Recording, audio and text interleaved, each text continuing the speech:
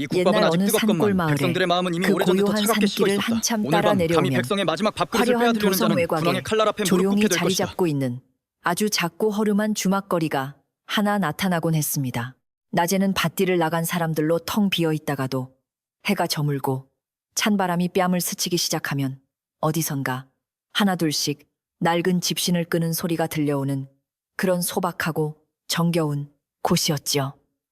그링한 밤이 아주 깊어질 무렵이면 주막의 낡은 아궁이에서는 타닥타닥 장작 타는 소리가 나고 그 위로 커다란 가마솥에서 구수한 고기 국물 냄새가 하얀 김과 함께 피어오르며 하루 종일 고된 노동으로 꽁꽁 얼어붙은 사람들의 마음과 몸을 따뜻하게 다독여주곤 했습니다. 바람이 유난히 차갑게 불던 어느 겨울밤 그 주막 구석진 자리에 낡고 색이 바랜 도포자락을 조용히 여미며 앉아있는 한 젊은 선비가 있었습니다. 그의 얼굴은 갓의 넓은 챙에 가려져 희미하게만 보였지만 눈빛만큼은 밤하늘의 별빛처럼 깊고도 맑게 빛나고 있어 곁에 있는 사람마저 차분하게 만드는 묘한 기운을 풍기고 있었지요. 선비는 투박한 사기 그릇에 가득 담긴 뜨거운 국밥 한 그릇을 두 손으로 감싸 쥐고는 국물 위로 피어오르는 하얀 김을 가만히 바라보며 마치 세상의 모든 근심을 그 온기에 녹여내려는 듯 천천히 아주 천천히 숨을 내쉬고 있었습니다. 사실 이 젊고 조용한 선비에게는 아무도 모르는 엄청난 비밀이 하나 숨겨져 있었는데 그는 바로 웅장하고 높은 궁궐의 담장 안에서 온 나라를 다스리는 어진 왕이었습니다. 백성들의 삶을 그 누구보다 깊이 이해하고 싶었던 그는 매일 밤 무거운 골룡포를 벗어 던지고 가장 평범하고 눈에 띄지 않는 허름한 옷차림으로 위장한 채 비밀스러운 작은 문을 통해 궁을 빠져나오곤 했던 것입니다. 화려한 진수성찬이 차려진 수라상 대신 다 식어가는 국밥 한 그릇이라도 흙내음이 묻어나는 백성들과 어깨를 나란히 하고 앉아 그들의 숨결을 직접 느끼는 것만이 진정으로 올바른 정치를 펴는 길이라 굳게 믿고 있었기 때문이지요. 주막 안에는 늦은 밤까지 잠들지 못한 마을 사람들이 모여 앉아 거친 손을 비벼가며 막걸리 한 사발에 하루의 찌든 피로를 씻어내고 있었습니다. 왕은 묵묵히 국밥을 떠먹으면서도 온 신경을 열어두고 그들이 스스럼 없이 털어놓는 소박한 기쁨과 깊은 슬픔, 그리고 차마 관아에 가서는 말하지 못할 억울한 사연들을 하나하나 자신의 가슴 속에 깊이 새겨 넣었습니다. 오늘 장터에서 집신을 두 켤레나 팔아 아이들에게 엿을 사주었다며 껄껄 웃는 어느 늙은 아비의 주름진 미소를 보며 왕은 속으로 함께 미소 지었고 농사가 흉년이라 다가올 겨울을 어찌 버틸지 막막하다며 한숨을 짓는 촌부의 구분 등을 보며 남몰래 가슴을 치며 아파했습니다. 왕에게 이 허름하고 비좁은 국밥집은 그 어떤 화려한 궁궐의 회의실보다도 훨씬 더 중요하고 값진 지혜를 얻을 수 있는 진실한 배움의 장소이자 마음의 안식처였습니다. 낮 동안 조정의 대신들이 늘어놓는 복잡하고 어려운 문서들 속에서는 결코 찾아볼 수 없는 생생하고 솔직한 민심이 바로 이 뜨거운 국물과 함께 펄펄 끓어오르고 있었기 때문입니다.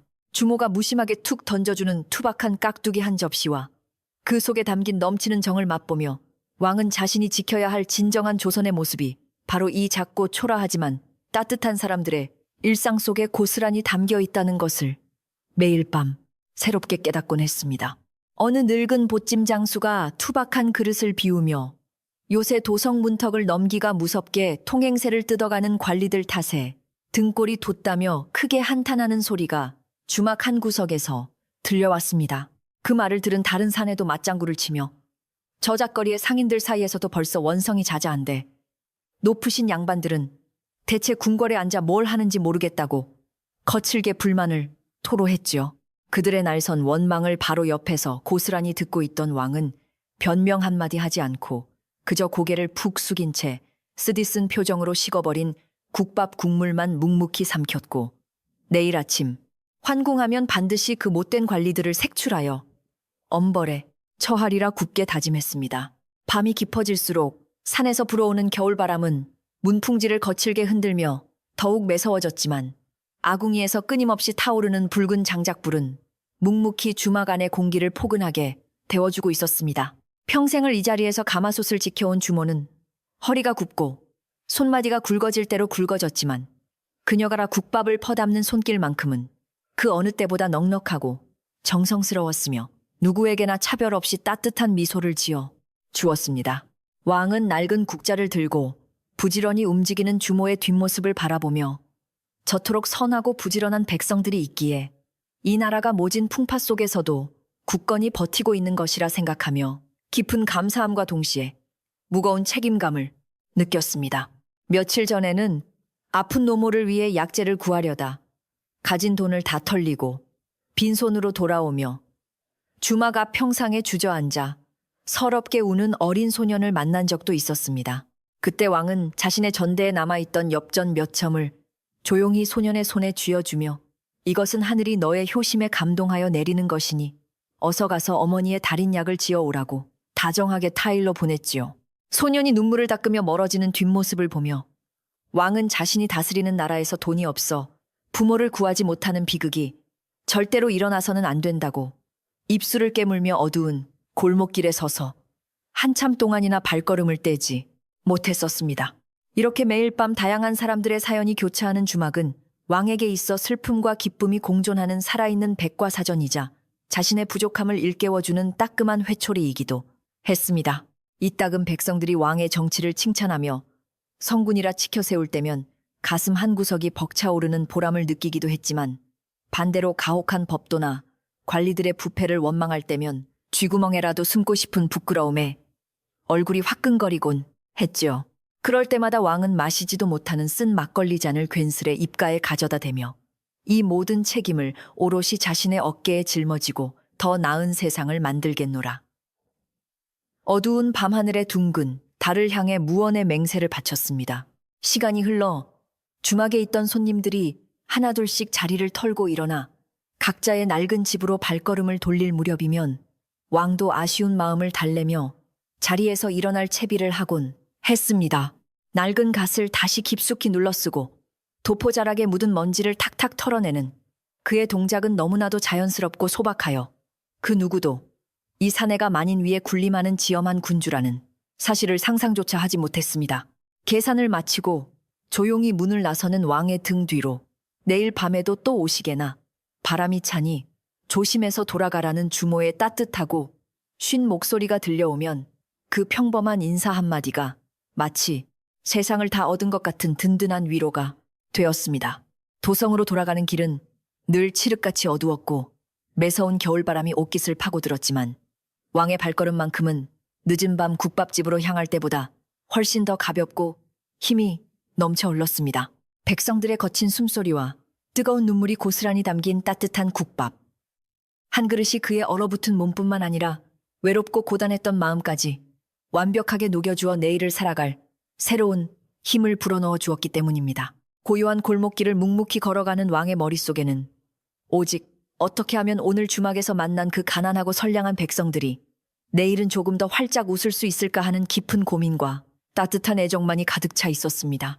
가끔은 깊은 생각에 잠겨 걷다가 돌부리에 걸려 넘어질 뻔한 적도 있었지만 그때마다 왕은 툴툴거리기보다는 오히려 껄껄 웃으며 이것이 바로 백성들이 매일 걷는 험난한 길이거늘 내 어찌 옥좌에 앉아 편안함만 추구할 수 있겠는가 하며 스스로를 다잡았습니다.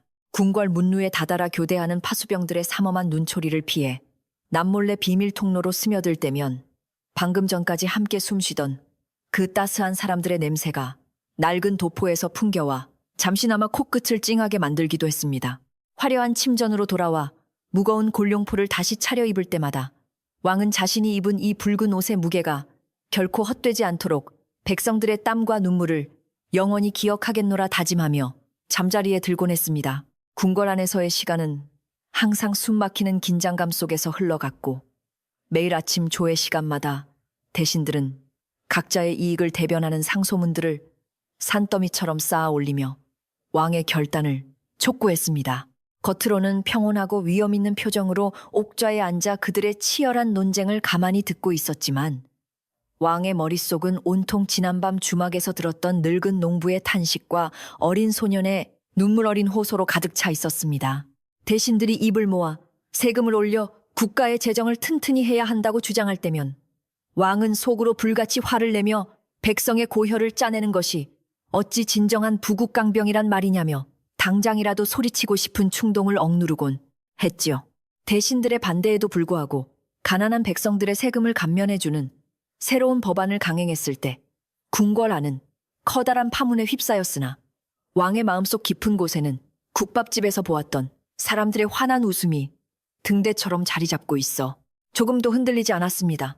늦은 밤 서고에 홀로 남아 촛불을 밝히고 앉아 그날의 법령을 꼼꼼히 검토하던 왕은 창밖으로 불어오는 차가운 바람 소리를 들으며 지금 이 순간에도 아궁이 불빛에 의지해 밤을 지새우고 있을 주막의 사람들을 조용히 떠올렸습니다. 그들의 소박하고 평화로운 일상을 지켜주는 것. 그것이야말로 하늘이 자신에게 내린 가장 숭고한 임무이자 거역할 수 없는 숙명이라는 사실을 단 한순간도 잊어본 적이 없었기에 왕은 붓을 쥐고 있는 손에 더욱 굳은 힘을 주었습니다. 어느덧 계절이 바뀌어 산골 마을에도 추운 겨울이 물러가고 따스한 봄바람이 살랑살랑 불어오기 시작했지만 왕의 밥마실은 계절의 변화와 상관없이 여전히 멈추지 않고 매일같이 계속 이어지고 있었습니다. 꽁꽁 얼어붙었던 땅이 녹고 연한 초록색 새싹이 돋아나듯 주막에서 들려오는 사람들의 이야기 속에도 조금씩 희망과 활기가 피어나는 것을 느끼며 왕은 자신이 내린 정책들이 조금씩 열매를 맺고 있다는 생각에 남몰래 가슴 벅찬 기쁨을 누리기도 했습니다.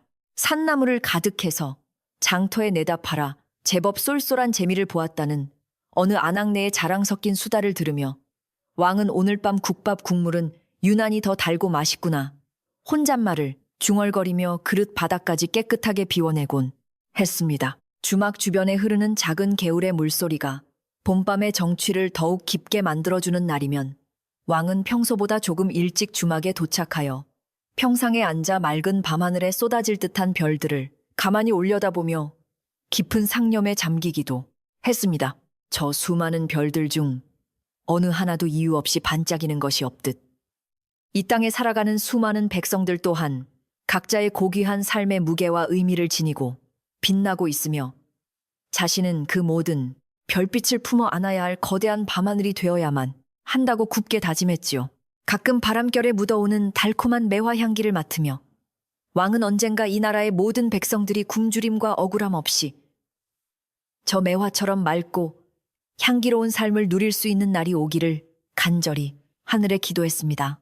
비가 추적추적 내리는 외진 날씨에도 낡은 삿갓 하나에 의지한 채 빗속을 뚫고 주막을 찾는 왕의 굳은 발걸음은 결코 멈추는 법이 없었고 오히려 비 오는 날이야말로 농사짓는 사람들의 진솔한 걱정거리를 듣기에 가장 좋은 때라고 여겼습니다.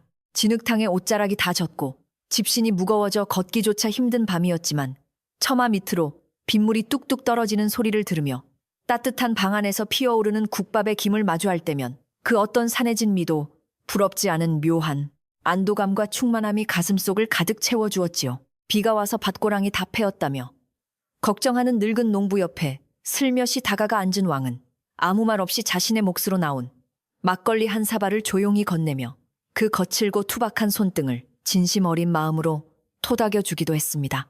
왕에게 있어 이 작은 주막거리와 그곳에 모여드는 평범한 사람들은 단순한 백성이 아니라 한 가족이자 자신의 핏줄보다도 더 가깝게 느껴지는 따뜻한 이웃들이었으며 그들의 안전을 지키는 것은 곧 자신의 생명을 지키는 것과 같았습니다.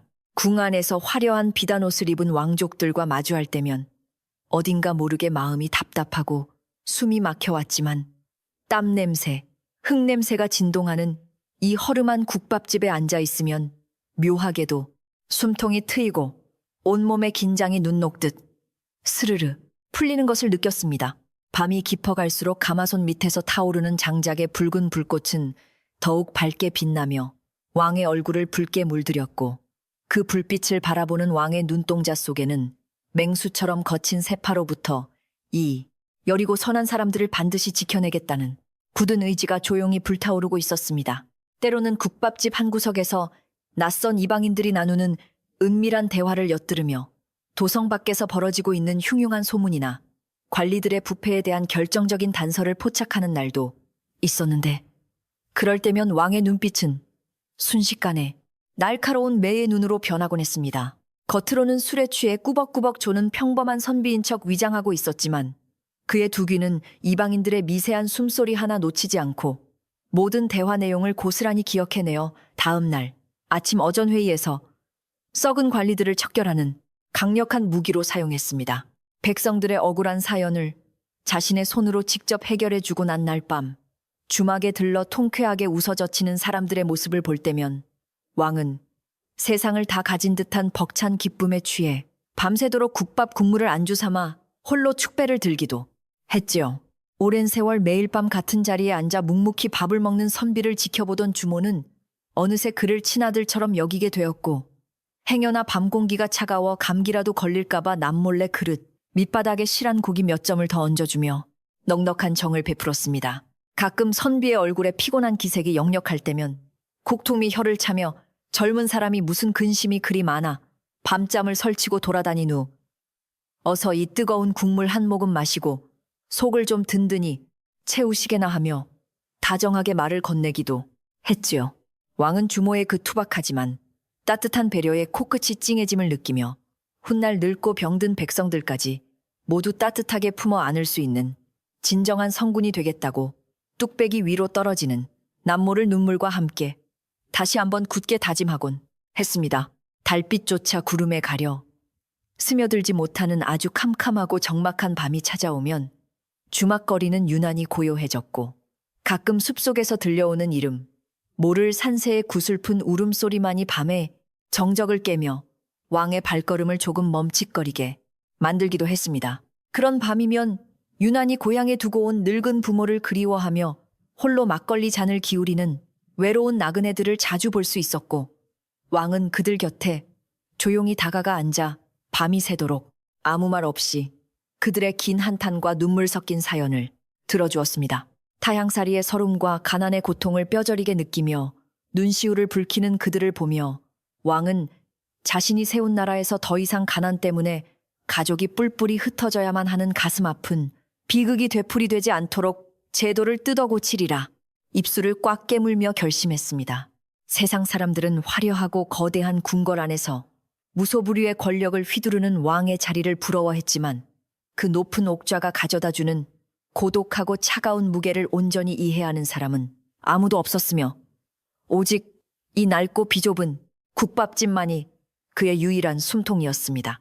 신하들의 끊임없는 권력 다툼과 거짓된 아첨 속에 둘러싸여 진실을 분별하기 어려울 때마다 왕은 모든 장신구를 벗어 던지고 허름한 도포 한 벌에 의지한 채 이 어둡고 좁은 골목길을 걸어오며 혼란스러운 자신의 마음을 차분히 가라앉히고 정화할 수 있었지요. 국밥집에서 들려오는 백성들의 꾸밈없고 순수한 웃음소리를 듣고 있으면 궁 안에서 느꼈던 지독한 불신과 외로움이 순식간에 눈 녹듯 사라지고 자신이 진정으로 누구를 위해 존재하고 정치를 해야 하는지 그 흔들리지 않는 명확한 답을 얻을 수 있었기 때문입니다. 이처럼 한 나라의 가장 고귀한 왕과 가장 천하고 가난한 백성들이 낡은 평상 하나를 사이에 두고 마주 앉아 뜨거운 국밥 한 그릇의 온기를 나누는 이 기적 같고 아름다운 밤에 시간은 매일 어김없이 흐르고 있었습니다. 거센 눈보라가 치는 매서운 겨울밤이나 찌는 듯한 무더위가 기승을 부리는 한여름 밤에도 어김없이 주막을 찾는 왕의 굳건한 모습은 비록 아무도 그 정체를 알지 못했지만 그곳에 모인 사람들에게는 어딘지 모르게 큰 위안과 든든한 의지가 되어주고 있었지요. 왕 또한 백성들이 지어주는 그 순박하고 맑은 미소를 자신의 생명줄처럼 여기며 이 소박한 행복이 깃든 낡은 국밥집과 사람들의 평화로운 일상을 세상 그 어떤 거센 풍파와 악독한 무리들로부터 반드시 지켜내고야 말겠다고 매일 밤 국밥 그릇을 비우며 굳은 다짐을 삼켰습니다. 어느덧 새벽을 알리는 닭의 긴 울음소리가 멀리서 어렴풋이 들려오기 시작하면 밤새 타오르며 훈훈한 열기를 뿜어내던 아궁이의 장작불도 하얀 잿더미로 변하며 서서히 사그라들고 주막 안은 다시 차가운 아침 공기에 둘러싸이며 새로운 하루를 맞이할 준비를 했습니다. 왕은 텅 빈 국밥 그릇을 조용히 내려놓고는 소매에서 구리돈 몇 떡을 꺼내어 탁자 위에 정갈하게 올려둔 뒤 고단한 몸을 이끌고 부지런히 아침 식사 재료를 다듬고 있는 주모를 향해 정중하고 깊은 감사의 목소리로 인사를 건넸습니다. 늙은 주모는 밤새 고생하셨소. 내일 밤에도 뜨거운 국물을 넉넉히 끓여놓고 기다릴 테니 잊지 말고 꼭 다시 찾아오시게나 하며 사람 좋은 미소를 지어 보였고 왕은 말없이 고개를 끄덕이며 밝아오는 새벽빛을 등진 채 서둘러 궁궐을 향해 발걸음을 옮겼습니다. 붉은 해가 산등성을 타고 서서히 떠오르며 도성 전체를 따사롭게 비추기 시작할 무렵 굳게 닫혀있던 화려하고 육중한 궁궐의 문이 웅장한 소리를 내며 활짝 열렸고 왕은 어느새 낡은 도포를 벗고 위엄 있는 골룡포로 갈아입은 채 어좌에 앉아 있었습니다. 겉모습은 천하를 호령하는 지엄하고 위대한 군주의 모습으로 돌아와 있었지만 그의 넓은 가슴 속 깊은 곳에는 방금 전까지 함께 마주 앉아 웃고 떠들던 백성들의 따스한 숨결과 구수한 국밥 냄새가 여전히 지워지지 않는 짙은 여운으로 선명하게 남아 살아 숨쉬고 있었지요. 백성들의 땀과 눈물, 그리고 그들의 소박한 희망이 깃든 이 평화로운 나라를 영원히 흔들림 없이 지켜내겠다는 왕의 흔들림 없는 다짐은 오늘 밤 다시 찾아갈 그 작고 허름한 주막거리를 향한 애틋한 그리움 속에서 더욱 단단하고 깊게 뿌리를 내리고 있었습니다. 평화롭고 고요하던 산골 마을 아래 국밥집 거리에 어느 날부터인가 스산하고 불길한 찬 바람이 불어오기 시작했는데 그것은 계절이 바뀌어 부는 자연의 바람이 아니라 탐욕에 찌든 인간이 만들어낸 흉흉하고 탁한 기운이었습니다. 도성에서 벼슬길을 걷다가 무슨 연유인지 이 변방의 작은 관아로 좌천되어 내려온 새로운 사또가 부임하면서부터 마을 사람들의 입가에 번지던 소박한 웃음꽃은 자취를 감추고 대신 그 자리에 깊은 한숨과 두려움만이 짙게 깔리게 되었죠. 이 낯선 관리는 백성을 보살피고 다스려야 할 자신의 본분은 까맣게 잊은 채 오로지 자신의 배를 불리고 빼앗은 재물을 다시 도성으로 올려보내 출세길을 열 궁리만 하던 아주 교활하고 욕심이 끝없는 위인이었습니다. 새로 부임한 사또의 탐욕스러운 시선이 머문 곳은 다름 아닌 가난한 백성들이 매일 밤 고단한 몸을 이끌고 모여드는 허름하고 낡은 국밥집 거리였으며 그 중에서도 가장 장사가 잘 되고 사람들이 붐비는 늙은 주모의 주막이 첫 번째 표적이 되었습니다. 사또는 겉으로는 이 지저분하고 냄새나는 무허가 주막들을 모조리 헐어버리고 관아에서 직접 관리하는 깨끗하고 반듯한 상가를 지어 마을의 모습을 번듯하게 탈바꿈시키겠다고 그럴싸한 명분을 내세웠지만 사실 그 속내는 전혀 달랐습니다. 뒷골목의 알토란 같은 상권을 통째로 집어삼켜 그곳에서 나오는 막대한 이익을 자신의 은밀한 뒷주머니로 챙기려는 더럽고 검은 속셈을 감추고 있었기에 매일같이 험상궂은 관아의 포졸들을 풀어 국밥집 주변을 어슬렁거리며 사람들에게 겁을 주었습니다. 포졸들은 사또의 은밀하고도 엄격한 지시를 받고 한창 장사가 바쁜 초저녁부터 주막에 들이닥쳐 몽둥이로 낡은 탁자를 거칠게 내리치며 국밥 그릇을 엎어버리거나 멀쩡하게 밥을 먹고 있는 힘없는 손님들에게 시비를 걸며 험악한 분위기를 조성했습니다. 그들은 나라에서 정한 세금 외에 자릿세라는 해괴한 명목을 새로 만들어내어 늙고 힘없는 주모에게 터무니없이 비싼 돈을 요구했고 만약 기한 내에 돈을 바치지 않으면 당장 가마솥을 때려 부수고 쫓아내겠다고 무시무시한 협박을 일삼았지요. 하루 벌어 하루 먹고 사는 가난한 상인들과 백성들에게 그 엄청난 금액의 자릿세는 도저히 감당할 수 없는 끔찍한 재앙이었기에 사람들은 억울함에 땅을 치며 통곡했지만 관아의 서슬퍼런 권력 앞에서는 그저 속수무책으로 당할 수밖에 없었습니다.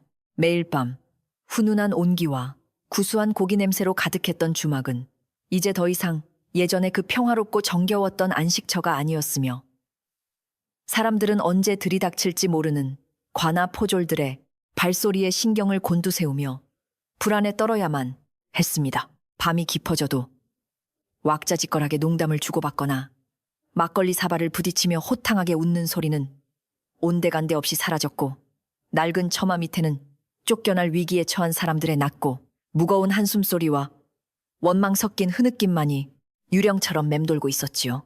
뜨거운 국밥 한 그릇으로 하루의 고단함을 씻어내던 사람들은 이제 밥이 코로 들어가는지 입으로 들어가는지조차 모른 채 고개만 푹 숙이고 숟가락질을 서둘렀으며 누군가 조금이라도 큰 소리를 내면 화들짝 놀라며 주변에 눈치를 살피기 바빴습니다.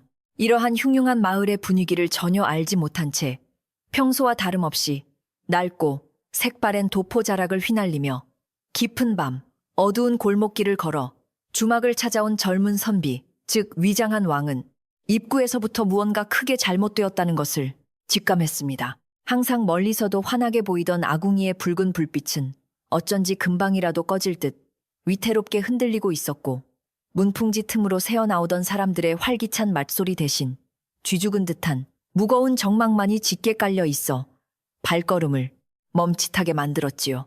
조심스럽게 삐걱거리는 낡은 문을 열고 안으로 들어선 왕의 눈앞에는 예전의 활기찬 모습은 온데간데 없고 텅 빈 탁자 몇 개와 구석에 웅크리고 앉아 불안한 눈빛으로 자신을 쳐다보는 몇몇 단골 손님들의 초췌한 모습만이 보였습니다.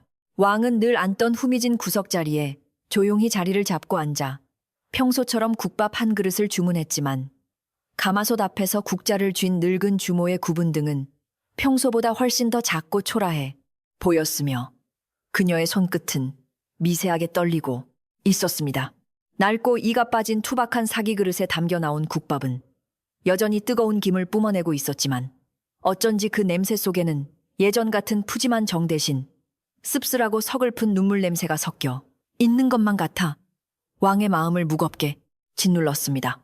묵묵히 숟가락을 들어 국물을 떠먹으면서도 왕의 예리한 시선은 주막 안에 얼어붙은 분위기를 구석구석 살피고 있었고, 사람들의 움츠러든 어깨와 굳게 담은 입술을 보며 분명히 이 마을에 무슨 큰 변고가 닥쳤음을 확신할 수 있었습니다.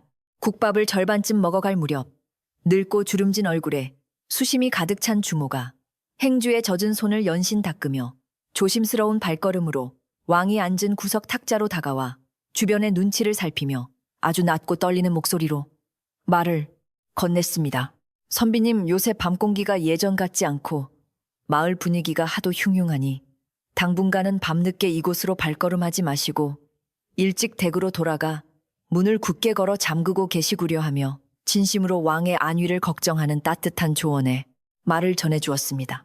주모의 눈가에는 맺힌 눈물이 그렁그렁했고 평생을 솥단지 앞에서 뼈 빠지게 일하며 살아온 여인의 고단한 삶의 무게가 그 한마디에 고스란히 담겨 있어 왕은 숟가락을 내려놓고 침통한 표정으로 그녀의 낡고 거친 손을 말없이 바라보았습니다.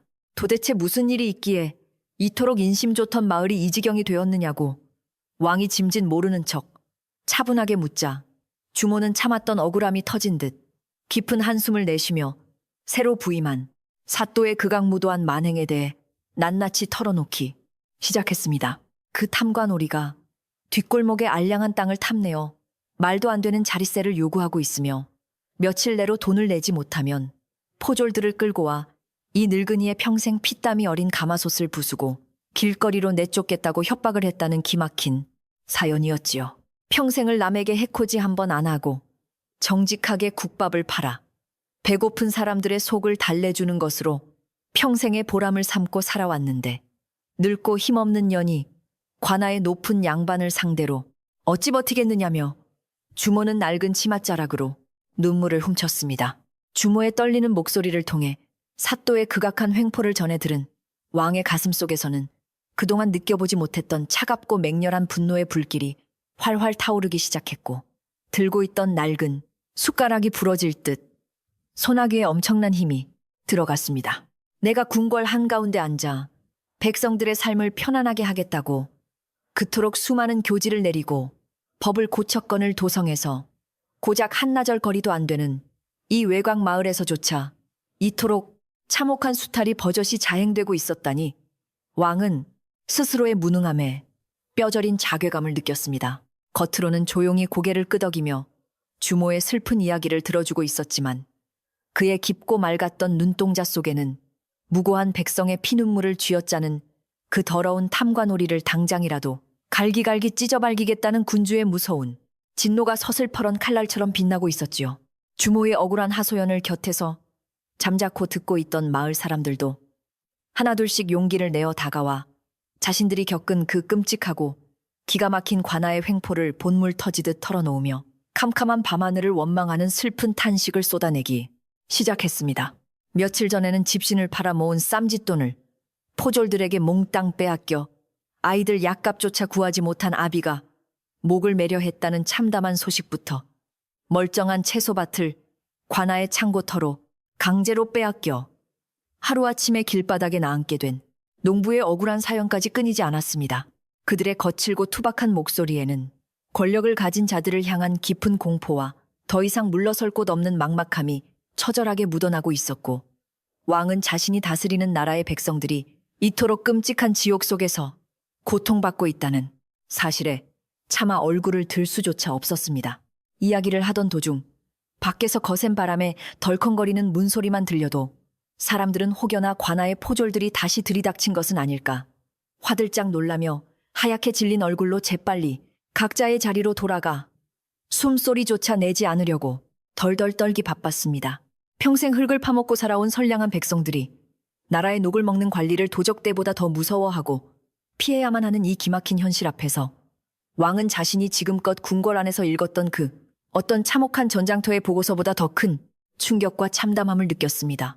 덜덜 떠는 백성들의 굽은 등을 바라보며 왕은 낡고 초라한 선비의 위장복 속에 감춰진 자신의 붉은 골룡포가 오늘따라 유난히 더 뜨겁고 날카로운 가시옷처럼 느껴져 온몸의 피가 역류하는 듯한 지독한 고통을 조용히 홀로 감내해야만 했습니다.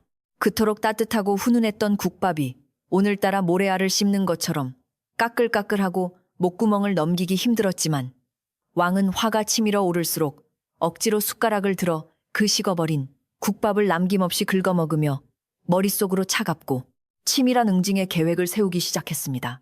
이 썩어빠진 관리를 단순히 파직시키는 것만으로는 결코 굶주리고 상처받은 백성들의 원한을 달랠 수 없으며 가장 절망적인 순간에 하늘의 벼락처럼 군주의 엄중한 심판을 내려 다시는 이 땅에 헛된 탐욕이 발붙이지 못하도록 만들어야겠다고 굳게 결심했지요.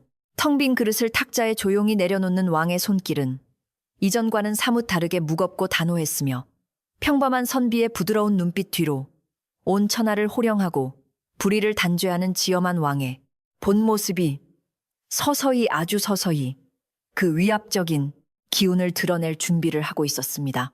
자리에서 일어날 채비를 하는 왕을 보며 주모는 다시 한번 근심 어린 표정으로 다가와 낡은 도포자락의 먼지를 털어주며 선비님 내일 밤에는 포졸들이 들이닥쳐 주막을 부술지도 모르니 제발 오지 마시고 몸을 피하시구려 하며 간곡하게 부탁했습니다. 평생 바가지 긁듯 거칠게 살아왔어도 마음씨만큼은 비단결같이 고운 주모가 자신이 모든 것을 잃을지도 모르는 절체절명의 위기 속에서도 낯선 선비의 안위를 먼저 걱정해주는 그 깊고 따뜻한 마음의 왕은 가슴 한 구석이 찢어질 듯 저려오는 것을 느꼈습니다. 아무 걱정 마십시오. 며칠 내로 짙은 먹구름이 걷히고 다시 밝은 달이 뜰 터이니 하던 대로 매일 가마솥에 불을 지피고 계십시오. 라는 의미심장한 말 한마디를 나지막이 남긴 채 왕은 뒤도 돌아보지 않고 낡고 삐걱거리는 주막 문을 나섰습니다. 궁궐을 향해 돌아가는 어둡고 쓸쓸한 골목길은 평소보다 훨씬 더 춥고 멀게만 느껴졌으며 매섭게 몰아치는 차가운 겨울바람은 마치 고통받는 백성들의 억울한 곡소리처럼 왕의 귓가를 날카롭게 때리며 그의 무거운 발걸음을 더욱 짓누르고 있었습니다. 평소라면 든든하게 채운 배를 두드리며 내일을 위한 희망찬 생각에 잠겨 걸었을 그 길이었지만 오늘 밤 왕의 뇌리에는 오직 벌벌 떠는 사람들의 창백한 얼굴과 무너져 내릴 위기에 처한 주막의 위태로운 아궁이 불빛만이 유령처럼 맴돌고 있었지요. 백성들의 땀과 눈물로 지어진 이 나라에서 그들을 보호해야 할 관리가 오히려 승냥이처럼 그들의 피를 빨아먹고 있다는 사실은 왕으로 하여금 자신이 짊어진 옥좌의 무게가 얼마나 무겁고 두려운 것인지를 다시 한번 뼛속 깊이 깨닫게 만들어 주었습니다. 궁궐의 높은 담장을 몰래 넘어 자신의 화려하고 은밀한 침전으로 돌아온 왕은 늘 그랬듯이 무거운 골룡포를 다시 차려입었지만 그의 얼굴에는 평소에 여유롭고 어진 미소 대신 폭풍 전야처럼 차갑고 굳은 결연함만이 무섭게 서려 있었습니다. 밤새 단 한숨도 자지 못하고 어두운 방 안을 짐승처럼 서성거리며 분노를 사기던 왕은 날이 밝자마자 조정의 대신들을 모조리 편전으로 불러 모아 최근 도성 외곽에서 벌어지고 있는 관아의 부패와 백성들의 수탈에 대해 불호령을 내리듯 날카롭게 추궁하기 시작했습니다. 하지만 이기적인 대신들은 겉으로는 황공하다고 머리를 조아리면서도 속으로는 변방의 작은 마을에서 흔히 일어나는 하찮은 일이라 치부하며 사태의 심각성을 전혀 깨닫지 못한 채 뻔뻔스러운 변명만을 늘어놓기 바빴고, 이는 왕의 진노에 더욱 거센 기름을 붓는 격이 되었습니다. 썩어 빠진 대신들의 기만적인 태도에 진저리를 친 왕은 더 이상 그들에게 이 중대한 사안을 맡겨두어서는 안 되겠다고 판단하고, 오직 자신만이 신뢰할 수 있는 소수의 충직한 호위무사들을 은밀히 불러 모아 아무도 모르게 특별한 지시를 내렸습니다.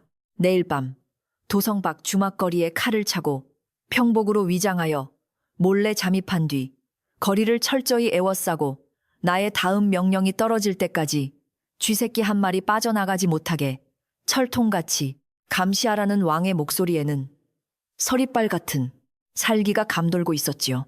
호위무사들은 무슨 영문인지 알지 못했으나 왕의 눈빛에서 뿜어져 나오는 비장하고 압도적인 기운에 압도되어 군말 없이 고개를 숙이고 명을 받들었으며, 궁궐 안에는 아무도 눈치채지 못하는 거대한 단죄의 폭풍이 고요하게 일어날 준비를 마쳤습니다. 다음 날 밤이 되자 산골 마을의 국밥집 거리는 전날보다 훨씬 더 무겁고 음산한 침묵 속에 완전히 가라앉아 있었고, 이제는 아예 문을 걸어 잠그고 짐을 싸서 도망치려는 상인들의 부산한 움직임만이 어둠 속에서 유령처럼 희미하게 보일 뿐이었습니다. 사또가 정한 자릿세 납부 기한이 바로 내일로 다가왔기에 오늘 밤 안에 돈을 마련하지 못한 상인들은 몽둥이 찜질을 당하고 쫓겨날 것이 불보듯 뻔했으며, 늙은 주모 역시 평생을 바친 가마솥 앞을 떠나지 못하고 그저 체념한 채 눈물만 훔치고 있었지요. 불이 꺼진 캄캄한 주막 처마 밑에는 절망에 빠진 사람들이 모여 앉아 서로의 손을 맞잡고 훌쩍거리며 하늘을 원망하고 있었고, 마을 전체가 거대한 슬픔과 공포라는 보이지 않는 무거운 감옥에 철저하게 갇혀버린 듯한 참담한 풍경이 펼쳐지고 있었습니다. 그토록 무섭고 스산한 분위기 속에서도 낡고 빛바랜 도포자락을 여미고 깊게 갓을 눌러쓴 젊은 선비, 즉 왕은 어김없이 어두운 골목길을 당당하게 걸어 국밥집에 나타났고, 그의 굳은 발걸음 소리는 적막한 거리에 묘한 긴장감을 불러일으켰습니다. 도망칠 채비를 하던 사람들은 넋이 나간 표정으로 이 험악한 밤에 또다시 밥을 먹으러 찾아온 선비를 보며 놀라움과 안타까움이 교차하는 시선으로 쳐다보았지만, 왕은 주변에 시선에 아랑곳하지 않고 늘 앉던 그 낡고 삐걱거리는 평상 구석에 말없이 자리를 잡았습니다.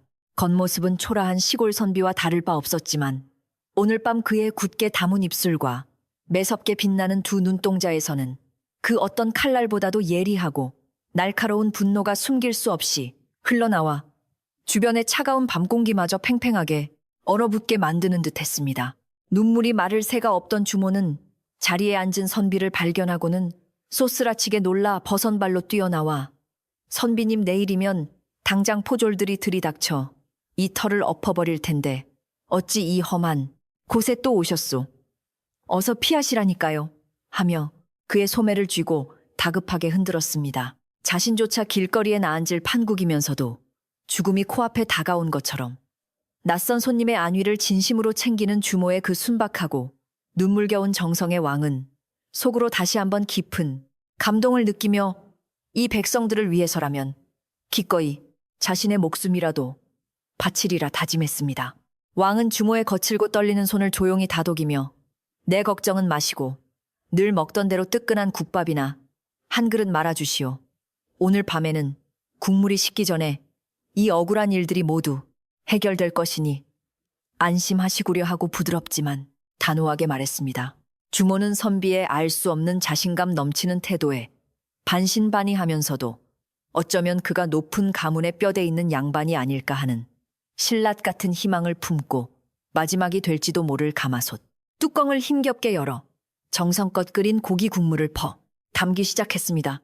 그릇에 담긴 국밥을 조용히 내려다보는 왕의 등 뒤로 바람에 흔들리는 나뭇가지의 앙상한 그림자가 길게 드리워졌고, 어둠이 짙게 깔린 주막 주변에는 왕이 은밀하게 배치해둔 호위무사들이 숨을 죽인 채 매의 눈으로 거리를 노려보며 다가올 폭풍을 기다리고 있었지요. 마을 사람들도 짐을 싸다 말고 어리둥절한 표정으로 꼼짝도 하지 않고 자리에 앉아 당당하게 밥을 먹으려는 선비의 기이한 행동을 숨죽여 지켜보고 있었으며 적막한 국밥집, 거리에는 폭발하기 직전에 시한폭탄처럼 팽팽하고 숨막히는 긴장감이 맴돌고 있었습니다. 바로 그때 골목 저 끝에서 횃불을 높이 치켜들고 요란하게 꽹과리를 치며 거드름을 피우는 무리가 나타났으니 그들은 바로 사또의 명을 받고 자릿세를 걷기 위해 한밤중에 들이닥친 탐욕스럽고 험상냄은 관아의 포졸들과 그 무리를 이끄는 아전들이었습니다. 이놈들 기한이 다 되었는데 어찌 돈을 바치지 않고 꾸물거리고 있느냐. 당장 가마솥을 엎어버리고 저 늙은 주모의 머리채를 끌어내어 포박하라며 아전이 천둥처럼 호통을 치자 포졸들이 몽둥이를 휘두르며 굶주린 늑대떼처럼 국밥집을 향해 거칠게 달려들기 시작했습니다. 공포에 질린 사람들은 비명을 지르며 뿔뿔이 흩어졌고 늙은 주모는 바닥에 주저앉아 제발 하루만 더 기한을 달라며 포졸의 바짓가랑이를 붙잡고 처절하게 매달렸지만 포졸은 자비 없이 그녀를 매몰차게 걷어차버리며 끔찍한 폭력을 서슴없이 휘둘렀습니다. 눈앞에서 선량하고 늙은 백성이 무참히 짓밟히는 참담하고 처참한 광경을 가만히 지켜보고 있던 왕의 이성이 마침내 차가운 분노의 한계선을 넘어서며 거칠게 끊어졌고 쥐고 있던 투박한 숟가락이 우지끔 부러지는 소리가 무거운 침묵을 깨고 날카롭게 울려 퍼졌습니다. 포졸들이 가마솥을 부수려 몽둥이를 치켜든 바로 그 찰나의 순간 구석자리에 웅크리고 있던 초라한 선비가 천천히 자리에서 일어났는데 그 순간 그의 온몸에서는 지금까지 철저하게 감춰왔던 지엄하고 압도적인 제왕의 무서운 기운이 화산처럼 거세게 뿜어져 나오기 시작했습니다. 멈추어라. 내 놈들이 정령 하늘이 두렵지 않고 목숨이 아깝지 않단 말이냐. 벼락같이 호통치는 선비의 깊고 우렁찬 목소리가 어두운 밤하늘을 가르며 천지를 뒤흔들었고 그 엄청난 기백에 짓눌린 포졸들은 자신도 모르게 들고 있던 몽둥이를 멈춘 채 멍하니 선비를 쳐다보았습니다. 내 놈은 대체 어디서 굴러먹던 개뼈다귀 같은 선비놈이기에 관아의 지엄한 공무를 방해하느냐. 당장 저 건방진 놈도 옥에 가두어 쓴맛을 보여주라며 아전이 얼굴을 붉히고 기고만장하게 소리쳤으나 선비의 입가에는 도리어 서늘하고 비웃음 섞인 차가운 미소가 조용히 번져갔습니다. 감히 백성의 고열을 빨아먹는 도적대 같은 놈들이 공무를 운운하느냐.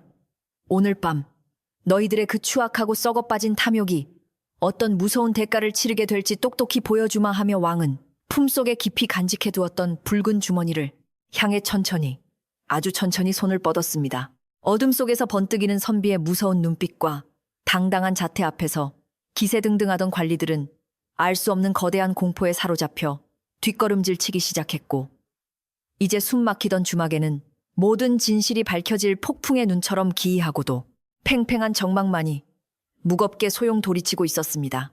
아전과 포졸들이 몽둥이를 치켜들고 금방이라도 낡은 주막을 때려 부술듯 험악하게 굴고 있었지만 자리에서 천천히 일어난 젊은 선비의 형형한 눈빛 앞에서는 이상하게도 더 이상 앞으로 나아가지 못한 채 우뚝 멈춰서고야 말았습니다.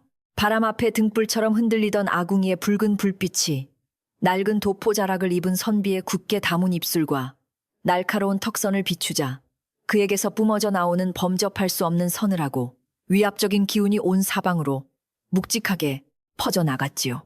평생 뒷골목에서 힘없는 백성들의 고혈만 빨아먹으며 살아온 부패한 관아의 아전조차도 지금 눈앞에 서 있는 이 초라한 행색의 사내가 결코 평범한 촌구석의 서생이 아님을 본능적으로 직감하며 등골을 타고 흐르는 식은땀을 훔쳐야만 했습니다. 내 이놈 감히 관아의 엄중한 공무를 방해하고도 무사할 줄 아느냐. 당장 저 오만 방자한 놈의 무릎을 꿇리고 포박하여 옥에 가두어라 하고 아전이 애써 두려움을 감추며 목청을 높여 포졸들에게 다급한 명령을 내렸습니다. 그러나 포졸들은 마치 보이지 않는 거대한 바위에 짓눌리기라도 한 듯 서로의 눈치만 슬금슬금 살필 뿐 차마 선비를 향해 섣불리 다가가지 못하고 들고 있던 몽둥이만 허공에서 어정쩡하게 흔들며 머뭇거리고 있었지요. 선비의 깊고 고요한 두 눈동자에는 얄팍한 힘을 믿고 횡포를 부리는 자들을 향한 지독한 경멸과 불쌍한 백성들을 지켜내겠다는 굳건한 바위 같은 의지가 서려 있었기에 감히 범인들이 함부로 다가설 수 없는 거룩한 결계가 처진 듯 했습니다. 바로 그 순간 멀리서 육중한 가마가 삐걱거리는 소리를 내며 다가오더니 화려한 비단옷을 휘감고 기름진 얼굴을 한 도성에 새로 부임한 사또가 수많은 수하들을 거느리고 국밥집 앞에 어두운 골목길의 그 오만한 모습을 드러냈습니다. 아전과 포졸들이 늙은 주모 하나 제대로 쫓아내지 못하고 시간을 지체하는 것이 못마땅했던 사또는 직접 행차하여 이 초라한 주막거리를 쑥대밭으로 만들고 가난한 상인들의 남은 희망마저 철저하게 짓밟아버릴 작정으로 단단히 벼르고 온 참이었지요.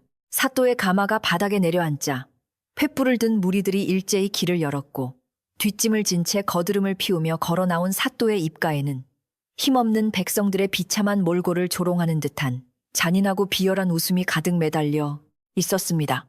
아니 대체 뭣들 하고 있기에 이깟 쓰러져가는 낡은 주막 하나 부수지 못하고 쩔쩔매고 있느냐며 사또가 짜증 섞인 호통을 치자 아전은 황급히 엎드려 적이 정체를 알 수 없는 미친 선비놈이 앞을 가로막고 있다고 변명했습니다. 사또는 코웃음을 치며 구석에 서 있는 젊은 선비를 위아래로 훑어보았는데 낡아빠진 도포에 흙먼지가 묻은 초라한 행색을 확인하고는 그저 하룻강아지 범 무서운 줄 모르는 어리석은 시골새님일 뿐이라 여기며 크게 방심하고 말았습니다. 내 놈이 글공부나 깨작거리는 촌구석의 선비인 모양인데 감히 관아의 일에 참견하다니 목숨이 아깝지 않으냐. 당장 땅에 엎드려 내 발등을 핥으며 용서를 구한다면 내 특별히 목숨만은 살려주마 하고 사또는 건방지게 턱을 치켜들며 조롱했습니다. 사또의 그 참을 수 없이 오만하고 모욕적인 언사에도 젊은 선비는 눈 하나 깜짝하지 않고 오히려 꼿꼿하게 허리를 세운 채 더욱 매섭고 서늘한 눈빛으로 탐욕에 찌든 관리를 조용히 위에서 아래로 내려다볼 뿐이었습니다. 내 놈이 정령 나라의 녹을 먹는 목민관이란 말이냐.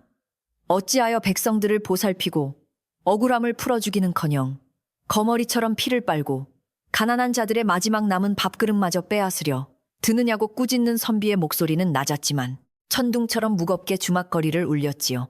그 한마디 한마디에는 도성에 앉아 편안히 정사를 돌보던 제왕이 자신의 발밑에서 썩어가고 있는 참담한 현실을 마주하고 느끼는 뼈저린 분노와 처절한 자괴감이 깊숙이 배어 있어 듣는 이들의 가슴을 서늘하게 얼어붙게 만들었습니다. 선비의 뼈 때리는 질책에 찔린 구석이 있던 사또는 순간 얼굴이 불그락부르락 달아올랐지만 이내 주변의 수많은 수하들을 믿고 더욱 기세등등하게 나서며 자신의 추악한 진실을 스스로 내뱉는 치명적인 실수를 저지르고 말았습니다. 흑나라의 법도와 도리가 다 무엇이냐. 내가 이 변방까지 내려와 고생하는 것은 오직 이 뒷골목의 알토란 같은 상권을 독차지하여 더 높은 곳으로 올라가기 위한 든든한 동아줄을 마련하기 위함이니라 하고 거침없이 본심을 드러냈지요. 저 늙은 주모의 주막 털을 부수고 그 자리에 내 기방을 세워 막대한 돈을 긁어 모은 뒤 도성의 높은 대감마님들께 바칠 귀한 제물로 삼을 것인데 내 놈 같은 하찮은 버러지가 감히 내 큰 뜻을 막아서려 하느냐며 광기 어린 웃음을 터뜨렸습니다. 그 추악하고 더러운 고백을 바로 귓가에서 듣게 된 선비의 두 주먹은 부들부들 떨렸고 깊고 고요했던 그의 눈동자 속에는 마침내 거대한 폭풍우를 불러일으킬 파도처럼 맹렬하고 무서운 심판의 불길이 무섭게 솟구쳐 오르기 시작했습니다. 이 나라는 너희 같은 탐관오리들의 더러운 배를 불리기 위해 존재하는 것이 아니거늘 어찌 하늘이 두려운 줄 모르고 그토록 끔찍하고 극악무도한 짓을 백주 대낮에 버젓이 떠벌릴 뗄 수 있단 말이냐며 선비는 분노로 입술을 꽉 깨물었습니다.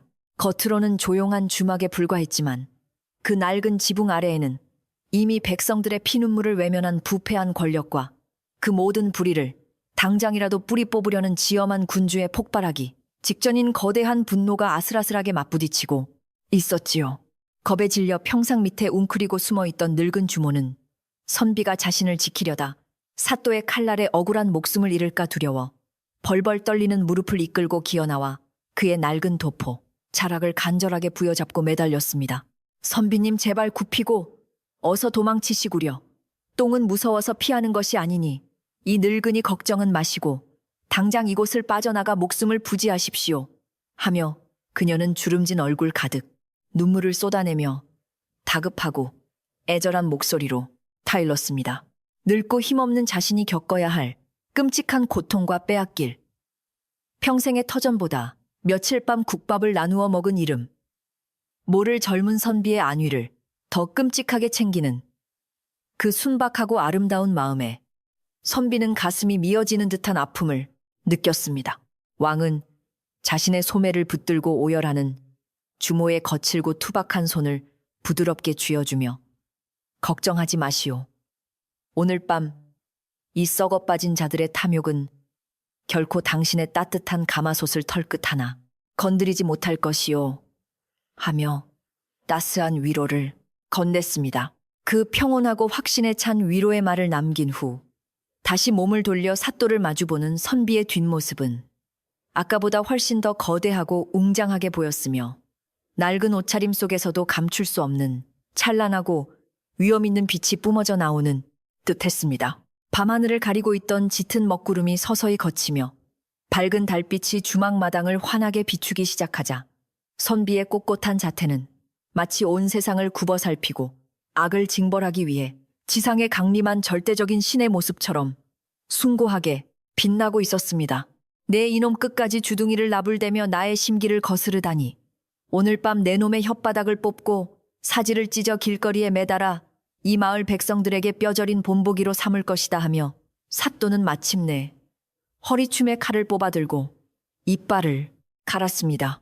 사또의 명령이 떨어지기가 무섭게 주막 주변을 겹겹이 포위하고 있던 험상궂은 포졸들이 몽둥이와 시퍼런 칼을 높이 쳐들고 일제히 선비를 향해 짐승처럼 덤벼들려 했고 숨죽여 지켜보던 마을 사람들은 절망적인 비명을 지르며 두 눈을 질끈 감아버렸지요. 늙은 주모마저 이제는 모든 것이 끝났다고 체념한 채 선비의 앞을 온몸으로 막아서려 했지만 바로 그 짧고도 절박한 찰나의 순간 선비의 입에서 흘러나온 우렁찬 외침이 그들의 모든 움직임을 일순간에 얼어붙게 만들었습니다. 당장 그 더러운 무기를 거두지 못할까.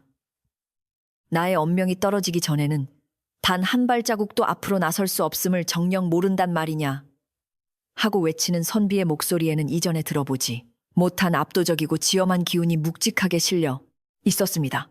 비록 낡고 해진 도포를 걸치고 있었지만 방금 전 울려 퍼진 그 단호하고 우렁찬 호통 소리는 마치 천하를 호령하는 거대한 용의 포효와도 같아서 그 자리에 있던 모든 사람들의 심장을 쿵쾅거리게 만들고 등골을 오싹하게 만들기에 충분했지요.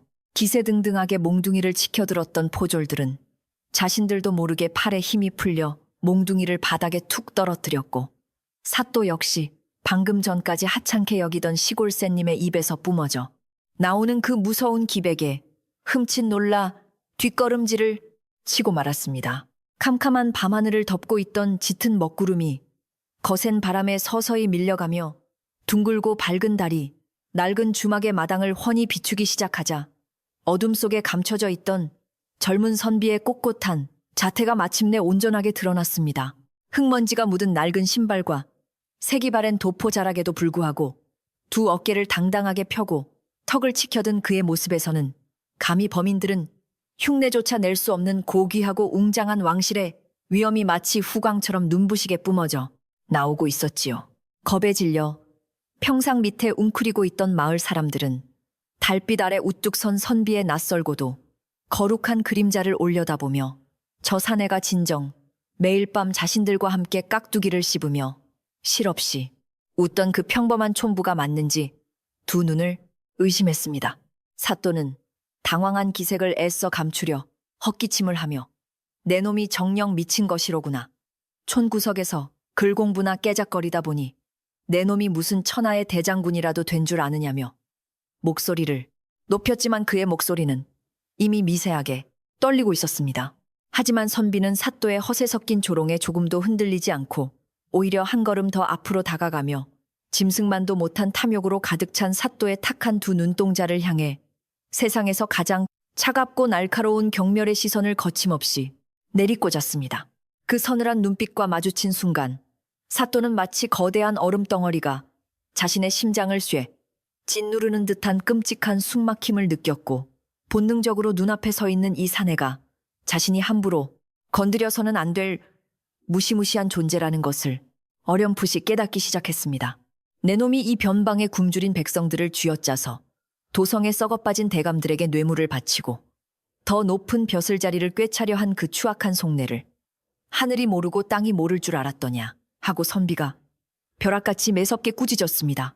그 더러운 야욕을 채우기 위해 평생을 솥단지 앞에서 뼈 빠지게 일해온 늙은 주모의 마지막 남은 밥그릇마저 빼앗고 이 낡은 국밥집 터에 기방을 세우려 하다니 너는 목민관이 아니라 인면수심의 흉악한 도적대와 다를 바가 없도다 하며 호통을 쳤지요. 사또가 자신의 은밀하고 추악한 계획을 방금 전 제 입으로 거침없이 떠벌린 탓에 이제 선비의 날카로운 지적은 단 한치의 오차도 없는 명백한 진실이 되어 사또의 목을 옥죄는 가장 치명적이고 무서운 족쇄로 변해버리고 말았습니다. 자신의 가장 더럽고 비밀스러운 욕망이 그토록 노골적으로 폭로되자 사또의 얼굴은 수치심과 분노로 붉게 달아올랐고 이대로 저 건방진 사내를 살려두었다가는 자신의 출세길이 모조리 막혀버릴지도 모른다는 극도의 불안감에 휩싸여 미친 듯이 이빨을 갈기 시작했습니다. 내놈이 감히 나의 크고 깊은 뜻을 폄훼하고 모욕하다니.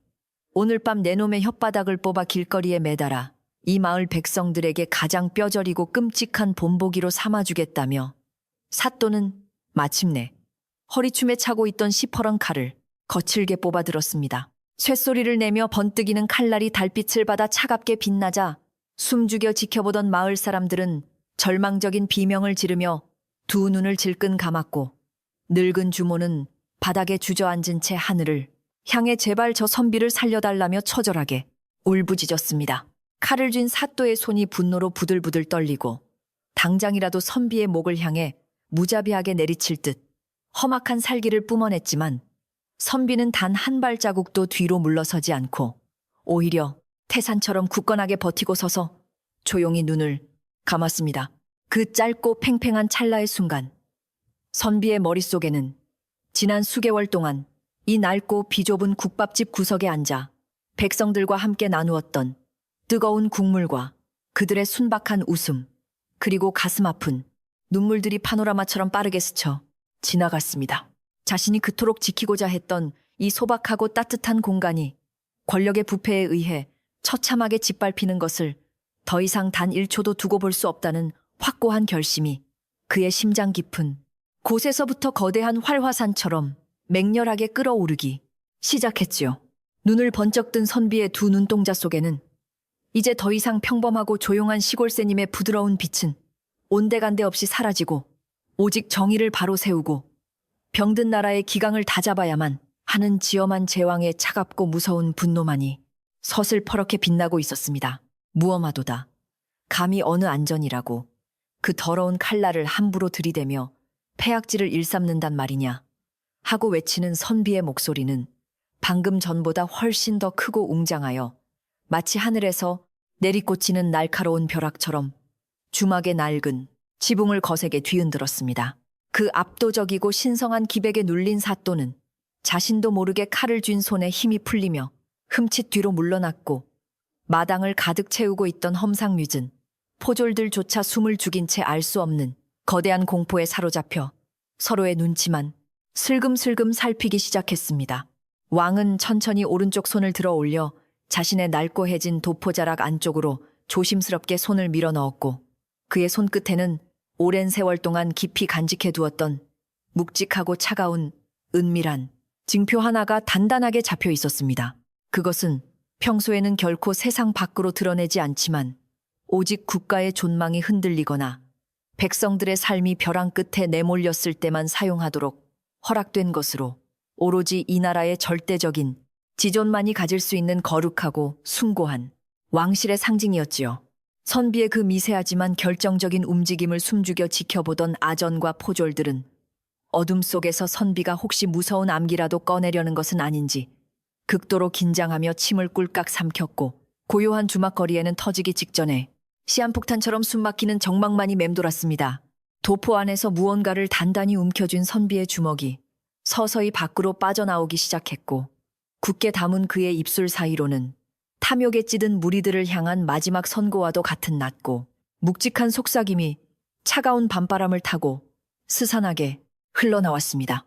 내가 궁궐 안의 높은 옥좌에 가만히 앉아 너희들이 올리는 거짓된 상소문만 읽으며 태평성대라 착각하고 있을 때 이 외진 마을에서는 매일 밤 늑대 같은 관리들에게 선량한 백성들이 살점을 뜯기고 있었음이 참으로 뼈저리게 통탄스럽도다 하고 탄식했지요. 백성들이 흘린 억울한 땀방울 하나가 궁궐의 기와 한 장보다 훨씬 더 무겁고 귀하거늘 너희들은 그들의 피눈물로 너희들의 더러운 배를 불리며 나라의 근간을 뿌리째 갉아먹는 용서받지 못할 극악무도한 역적질을 백주대낮에 버젓이 서슴지 않았도다. 선비의 입에서 흘러나오는 궁궐, 옥좌 상소문 같은 낯설고도 예사롭지 않은 단어들을 연이어 듣게 된 사또의 귓가에는 마치 불길한 조종이 울리는 듯했고 그의 기름진 이마에는 어느새 식은땀이 비오듯 줄줄 흘러내리기 시작했습니다. 저 미친 사내가 도대체 무슨 헛소리를 짓거리는 것인가? 혹시 도성에서 몰래 내려온 암행어사라도 된단 말인가? 아니, 암행어사라 해도 감히 지엄한 임금님의 옥좌를 입에 담으며 저토록 건방지게 호통을 칠 수는 없는 노릇인데 도대체 저놈의 진짜 정체가 무엇이란 말이냐? 사또의 머릿속은 온갖 불길한 상상과 혼란으로 뒤엉켜 하얗게 텅 비어버렸고 방금 전까지 백성들을 벌벌 떨게 만들었던 그의 오만방자했던 위세는 어느새 봄눈 녹듯 사라지고 오직 정체를 알 수 없는 거대한 공포만이 그의 온몸을 뱀처럼 칭칭 꿰차매고 있었습니다. 바닥에 납작 엎드려 이 기막히고 살벌한 광경을 지켜보고 있던 마을 사람들과 늙은 주모 역시 선비의 입에서 터져나오는 범상치 않은 호통 소리에 온몸에 소름이 돋는 듯한 묘한 전율을 느끼며 두 눈을 동그랗게 떴습니다. 매일 밤 자신들과 나란히 앉아 허름한 옷차림으로 국밥을 퍼먹으며 시시콜콜한 농담을 주고받던 저 싱겁고 조용한 시골 선비가 지금 뿜어내는 저 엄청난 기백과 위엄은 결코 평범한 백성이나 일개 선비가 가질 수 있는 것이 아님이 분명했기 때문이지요. 사람들은 가슴을 졸이며 선비가 도포 속에서 쥐고 있는 저 묵직한 물건이 도대체 무엇일지, 그리고 이 캄캄하고 절망적인 밤의 끝에 과연 어떤 놀랍고도 무서운 진실이 자신들 앞에 찬란하게 모습을 드러내게 될지 숨죽여 기다릴 뿐이었습니다. 마침내 선비가 꽉 쥐고 있던 주먹을 밤하늘을 향해 번쩍 치켜들며 그 안에 감춰져 있던 붉은 주머니를 서서히 풀어 헤치려 하자 구름 사이로 쏟아져 내리던 은빛 달빛이 마치 약속이라도 한 듯 그의 손끝으로 눈부시게 집중되어 모여들기 시작했습니다. 오늘 밤 너희들의 그 추악하고 썩어빠진 탐욕이 어떤 무섭고 참혹한 대가를 치르게 될지 나의 이 손으로 직접 만천하에 똑똑히 보여줄 것이니 모두 무릎을 꿇고 지엄한 하늘에 심판을 경건하게 받을 준비를 하라며 선비는 벼락같이 호령했습니다. 선비의 그 단호하고 우렁찬 외침과 동시에 어두운 주막 지붕 위와 골목 어귀의 짙은 그림자 속에서 매의 눈으로 상황을 주시하고 있던 수십 명의 은밀한 무사들이 일제히 칼자루를 꽉 움켜쥐고 주군의 마지막 명령이 떨어지기만을 숨죽여 기다렸습니다. 숨소리조차 들리지 않는 폭풍 전야의 지독한 정막 속에서 선비는 주머니 속에 든 그 작지만 천하를 호령할 수 있는 절대적인 무게를 지닌 징표를 손가락으로 가만히 쓸어 만지며 마침내 모든 진실을 백성들 앞에 온전히 드러낼 굳건한 채비를 마쳤습니다.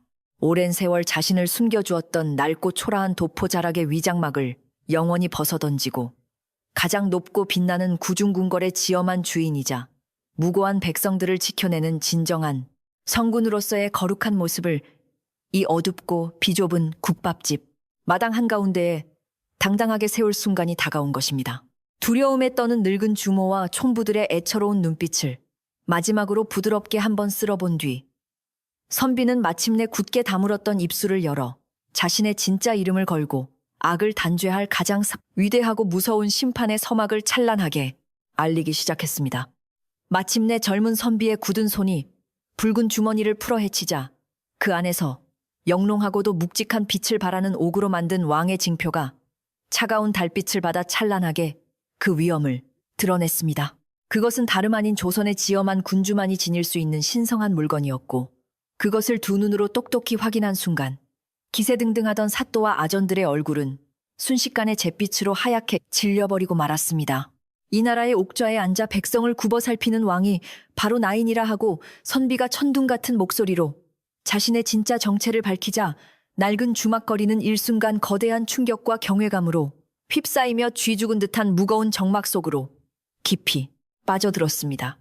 왕의 우렁찬 호령이 어두운 밤하늘을 가르며 메아리치자 그동안 주막 주변의 짙은 어둠 속에 숨죽여 매복하고 있던 수십 명의 건장한 왕의 호위 무사들이 일제히 날랜 몸놀림으로 뛰어나왔습니다. 그들은 순식간에 횃불을 밝혀들고 사방을 철통같이 에워싼 채 시퍼런 칼을 뽑아들어 탐욕에 눈이 멀어 행패를 부리던 사또와 포졸들의 목에 서늘한 칼끝을 매섭게 겨누었지요. 방금 전까지 힘없는 늙은 주모를 짓밟고 가마솥을 부수려던 무례배들은 갑자기 나타난 무사들의 엄청난 기백과 왕의 지엄한 위엄 앞에 넋을 잃고 들고 있던 몽둥이를 바닥에 힘없이 떨어뜨리며 덜덜 떨기 시작했습니다. 자신이 하찮은 시골새님이라 비웃으며 당장 혓바닥을 뽑겠다고 모욕했던 사내가 다름 아닌 이 나라의 지존이라는 사실을 깨달은 사또는 다리에 힘이 풀려 그 자리에 털썩 주저앉고 말았습니다. 들고 있던 칼은 바닥에 나뒹굴었고 그의 기름진 이마에서는 비오듯 식은땀이 쏟아져 내렸으며 저나 죽을 죄를 지었사옵니다. 제발 한 번만 목숨을 살려주시옵소서라며 땅바닥에 엎드려 미친 듯이 머리를 조아리기 시작했지요. 조금 전까지 백성들의 고혈을 빨아먹으며 오만방자하게 굴던 탐관오리의 비참하고도 초라한 몰골을 내려다보는 왕의 두 눈동자에는 그 어떤 자비나 동정심도 없는 가장 차갑고 엄중한 심판의 빛만이 서슬퍼렇게 번뜩이고 있었습니다. 내 놈이 정령 살기를 바란단 말이냐. 내 놈의 그 썩어빠진 탐욕 때문에 평생 흙을 파먹고 살아온 선량한 백성들이 피눈물을 흘리며 거리를 헤매게 되었거늘 어찌 감히 목숨을 구걸하느냐며 왕은 무섭게 호통을 쳤습니다. 하늘이 두려운 줄 모르고 국밥집 털을 빼앗아 기방을 세우려 했던 내 놈의 극악무도한 죄는 만번을 죽어 마땅하며 너 같은 버러지에게 나라의 녹을 먹게 한 나의 불찰마저 뼈저리게 통탄스럽도다 하고 꾸짖었지요. 왕의 단호하고 서늘한 질책은 달빛 아래 웅크린 사또의 가슴을 날카로운 비수처럼 찔렀고 마당에 엎드린 아전과 포졸들은 자신들에게도 불똥이 튈까 두려워 숨소리조차 내지 못한 채 사시나무 떨듯 바닥에 납작 엎드려 있었습니다. 여봐라. 당장 저 역적과도 같은 탐관오리의 벼슬을 거두고 관복을 벗겨 포박한 뒤 도성에 옥에 가두어 그 죄를 가장 엄히 다스리도록 하라. 왕의 추상 같은 명이 떨어지기가 무섭게 호위 무사들이 거칠게 달려들었습니다. 무사들은 발버둥치며 울부짖는 사또의 화려한 비단옷을 무참히 벗겨내고 굵은 밧줄로 꽁꽁 묶어 바닥에 무릎을 꿇렸으며 그 곁에서 횡포를 거들던 아전과 포졸들 역시 모조리 결박하여 어두운 골목 밖으로 무자비하게 끌어냈지요.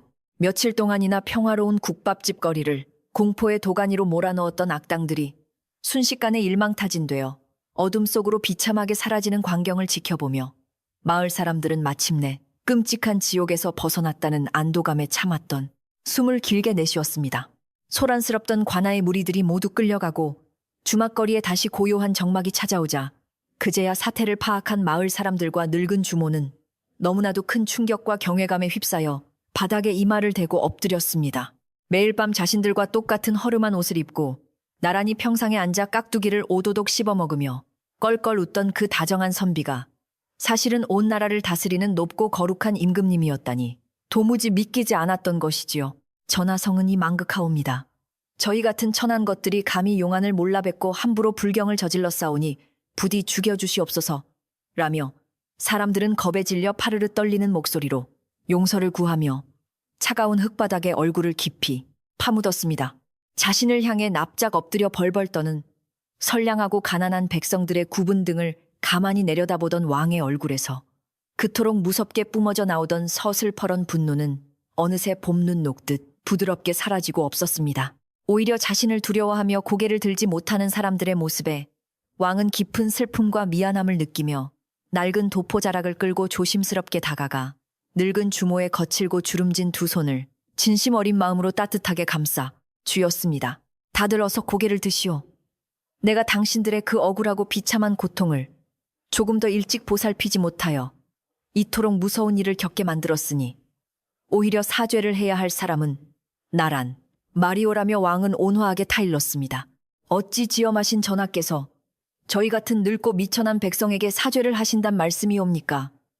그저 이 낡은 가마솥을 부수지 않고 살려주신 것만으로도 평생 잊지 못할 크나큰 은혜이옵니다. 라며 주모는 굵은 눈물을 뚝뚝 흘렸습니다. 왕은 자신의 옷소매를 꺼내어 주모의 주름진 뺨에 흐르는 뜨거운 눈물을 정성껏 닦아주며 당신이 매일 밤 끓여준 그 따뜻하고 구수한 국밥 덕분에 내가 거친 조정을 이끌어갈 큰 힘을 얻을 수 있었소 하고 다정하게 미소 지었지요. 그 진심이 뚝뚝 묻어나는 따스한 군주의 목소리에 주모뿐만 아니라 곁에 엎드려 있던 마을 사람들도 모두 가슴 깊은 곳에서부터 뭉클한 감동을 느끼며 안도의 눈물을 펑펑 쏟아내기 시작했습니다. 자, 이제 흉악한 무리들은 모두 소탕되었으니 더 이상 두려워할 필요가 없소. 그나저나 아까 먹다만 내 국밥이 다 식어버렸을 텐데 새로 따뜻하게 한 그릇 말아줄 수 있겠소 하고 왕이 농담을 던졌습니다. 그제야 굳어있던 마을 사람들의 얼굴에 희미한 웃음꽃이 번지기 시작했고 눈물을 닦아낸 주모는 예 전하, 당장 세상에서 제일 맛있는 국밥을 대령하겠사옵니다. 라며 서둘러 삐걱거리는 아궁이 앞으로 달려가 장작불을 쑤셔 넣기 시작했지요. 꺼져가던 아궁이의 붉은 불길이 다시 활활 타오르며 커다란 가마솥을 뜨겁게 데우기 시작하자 캄캄하고 스산했던 주막 마당에는 어느새 예전의 그 평화롭고 정겨운 온기가 마법처럼 다시 찾아와 훈훈하게 퍼져나가고 있었습니다.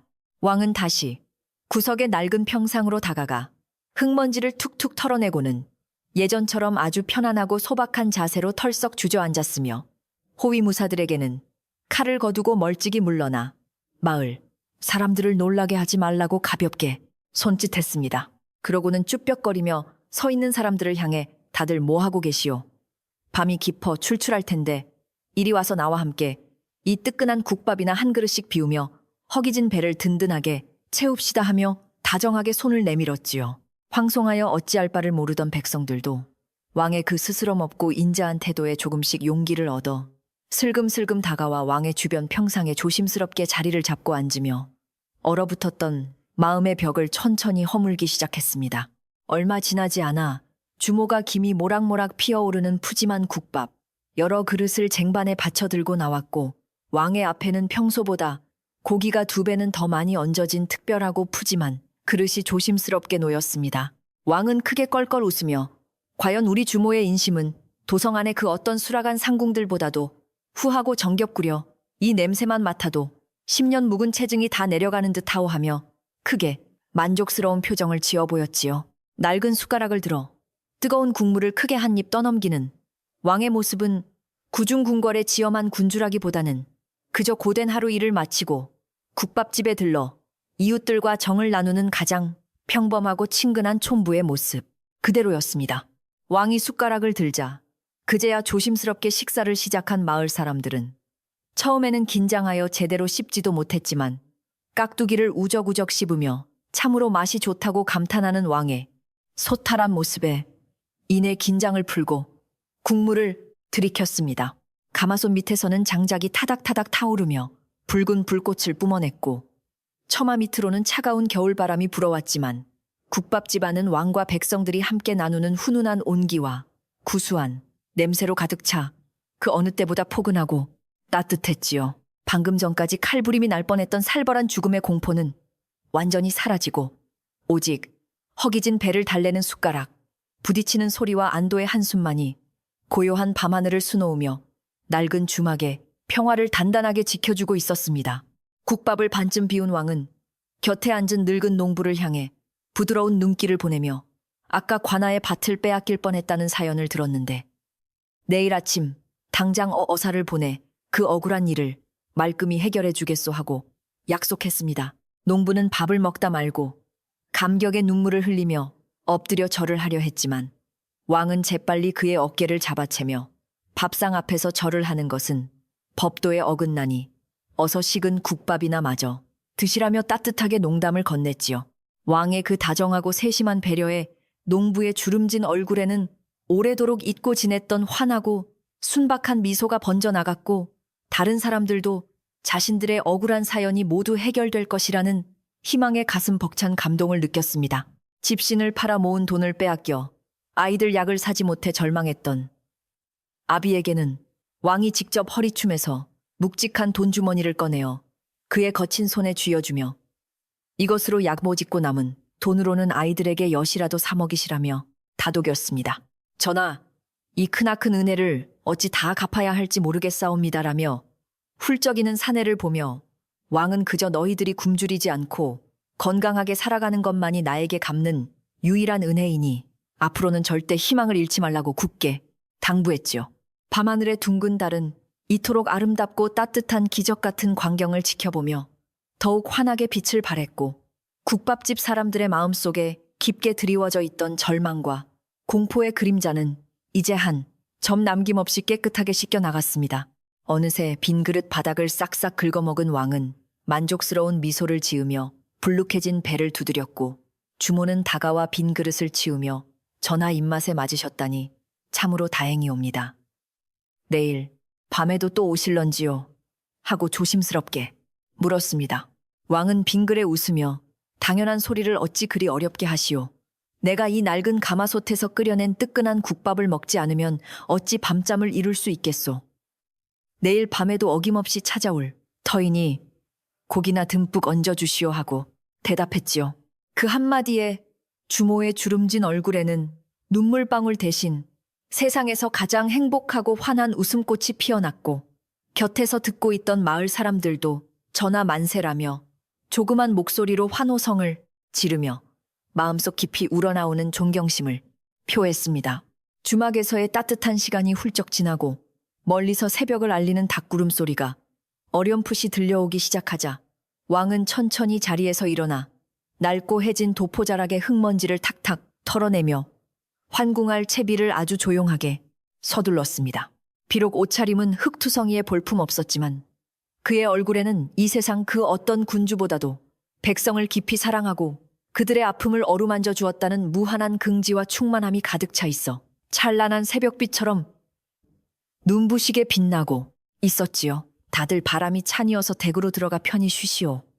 내일부터는 관아의 포졸들이 두 번 다시 당신들을 괴롭히지 못할 것이니 아무 걱정 말고 두 다리 쭉 뻗고 주무시구려 하며 왕은 다정한 인사를 건넸습니다. 왕이 골목을 빠져나가려 하자 숨죽여 대기하고 있던 호위무사들이 재빨리 모여들어 왕의 곁을 엄격하게 호위하려 했지만 왕은 손을 저으며 나는 혼자 조용히 걸어갈 터이니 너희들은 멀찌감치 떨어져서 겉으로 티내지 말고 따라오라 명했습니다. 그는 백성들의 눈에 자신이 권위적이고 무서운 존재로 비춰지는 것을 원치 않았으며 오직 매일 밤 낡은 주막을 찾아와 깍두기를 씹어먹는 친근하고 소탈한 이웃집 양반으로만 영원히 기억되기를 진심으로 바라고 있었기 때문입니다. 어둠이 걷히고 희끄무레한 새벽 안개가 깔린 골목길을 홀로 걸어가는 왕의 뒷모습을 보며 주막 앞의 사람들은 그가 보이지 않을 때까지 허리를 굽혀 깊고 진실한 예의를 갖추며 마음속으로 성군을 향한 깊은 감사를 올렸습니다. 궁궐로 돌아오는 길은 어제처럼 차갑고 외롭지 않았으며 오히려 가슴속 깊은 곳에서부터 벅차오르는 따뜻한 희망과 백성들이 지어준 환한 미소가 그의 발걸음을 깃털처럼 가볍게 만들어 내일을 향한 강한 의지를 불어넣어 주고 있었습니다.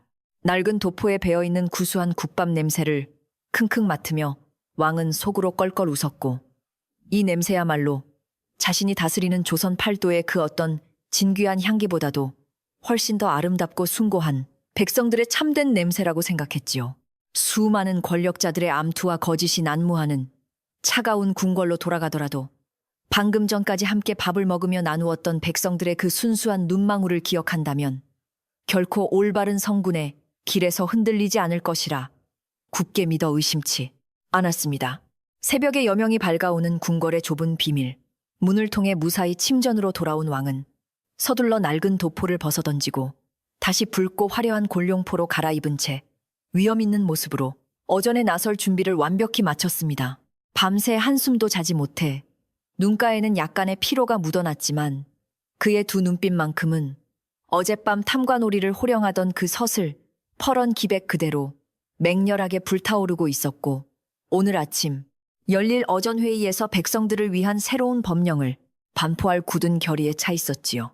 밤에는 백성과 함께 국밥을 먹는 낡은 도포의 선비로 낮에는 천하를 호령하며 악을 단죄하는 지엄한 군주로 살아가는 그의 이중 생활은 참으로 고단했지만 그것이야말로 하늘이 자신에게 부여한 가장 거룩하고 숭고한 숙명이라 여겼습니다. 이윽고 날이 밝고 편전의 대신들이 모두 모이자 왕은 옥좌에 근엄하게 앉아 어젯밤 도성 외곽에서 잡아들인 탐관오리들의 무서운 죄상을 낱낱이 밝히며 그와 연루된 썩은 관리들을 모조리 색출하여 엄벌에 처하라는 추상 같은 어명을 내렸습니다. 대신들은 밤새 아무도 모르게 변방마을을 시찰하고 끔찍한 부패의 고리를 직접 끊어낸 왕의 그 신출귀몰한 행보와 무서운 정보력의 경악을 금치 못하며 납작 엎드린 채 식은땀만 흘리며 전하에 지어 마신 성덕에 엎드려 조아릴 뿐이었지요. 왕은 그들의 위선적인 태도를 차갑게 내려다보며 앞으로 단 한 명의 백성이라도 억울한 눈물을 흘리게 만드는 자가 있다면 나의 이 손으로 직접 그 목을 칠 것이라며 조정의 기강을 무섭고도 단호하게 바로잡았습니다. 궁궐 안에서는 썩은 관리들을 숙청하는 피바람이 불었지만 도성 밖의 낡은 국밥집 거리에는 그 어느 때보다 따뜻하고 맑은 평화의 바람이 불어와 사람들의 굳었던 얼굴에 부드럽고 환한 미소를 되찾아주고 있었습니다. 사또가 끌려갔다는 소식은 순식간에 마을 전체로 퍼져나갔고 도망쳤던 상인들도 하나둘씩 다시 돌아와 무너졌던 평상을 고치고 활기차게 장사할 채비를 서두르며 거리는 예전에 그 왁자지껄하고 사람 냄새 나는 정겨운 모습을 완벽하게 되찾게 되었지요. 늙은 주모는 밤새 왕이 칭찬했던 국밥 맛을 떠올리며 흥얼흥얼 신명 나는 콧노래를 부르며 낡은 가마솥을 벅벅 닦았고 오늘 밤 다시 찾아올 그 특별하고 다정한 손님을 위해 시장에서 가장 좋은 고기를 잔뜩 사다 푹 고아내기 시작했습니다. 해가 지고 다시 푸르스름한 어둠이 산골 마을에 내려앉기 시작하자 국밥집 거리의 아궁이마다 붉은 불길이 힘차게 타오르며 하얀 김과 함께 구수한 고기 국물 냄새가 온 마을을 훈훈하게 뒤덮어 따뜻한 밤의 위로를 전해주고 있었습니다. 저녁이 되자 바티를 마친 촌부들과 장터에서 돌아온 보찜 장수들이 모여들어 각자의 자리를 잡고 앉아 막걸리 사발을 부딪히며 전날 밤 나타났던 어진 임금님의 활약상을 마치 신화, 속이야기처럼 흥미진진하게 나누며 떠들썩한 시간을 보냈지요. 그들의 대화 속에는 나라와 왕을 향한 깊은 신뢰와 희망이 넘쳐 흘렀고 더 이상 관아의 포졸들을 두려워하며 목소리를 낮출 필요가 없었기에 국밥집 아는 사람들의 호탕한 웃음소리로 떠나갈 듯 즐거운 활기가 가득 찼습니다. 밤이 아주 깊어질 무렵 어김없이 익숙하고 낡은 도포자락을 여민 젊은 선비가 환한 미소를 지으며 삐걱거리는 주막문을 열고 들어섰고 그의 등장에 왁자지껄하던 주막 안은 일순간 조용해지며 모두가 깊은 존경의 눈빛을 보냈습니다. 하지만 왕은 사람들의 인사에 다정하게 손을 흔들며 다들 뭘 그리 뻣뻣하게 굳어 계시오. 이 선비가 밤새 글공부를 하느라 배가 고파 쓰러질 지경이니 주모는 어서 깍두기와 뜨끈한 국밥을 내어주시오 하며 넉살 좋게 너스레를 떨었지요. 그 친근한 모습에 사람들은 다시 참았던 웃음을 터뜨리며 각자의 자리에서 편안하게 막걸리를 마셨고 늙은 주모는 눈물이 핑 도는 기쁨을 애써 감추며 세상에서 가장 고기가 많이 든 특별한 국밥 한 그릇을 정성껏 내어주었습니다. 어두운 밤하늘에는 별들이 은가루를 뿌려놓은 듯 찬란하게 반짝였고 낡은 처마 밑에서는 가마솥 끓는 소리와 백성들의 웃음소리가 어우러져 세상에서 가장 아름답고 평화로운 자장가를 만들어내며 산골 마을의 고요한 밤을 부드럽게 감싸 안고 있었습니다.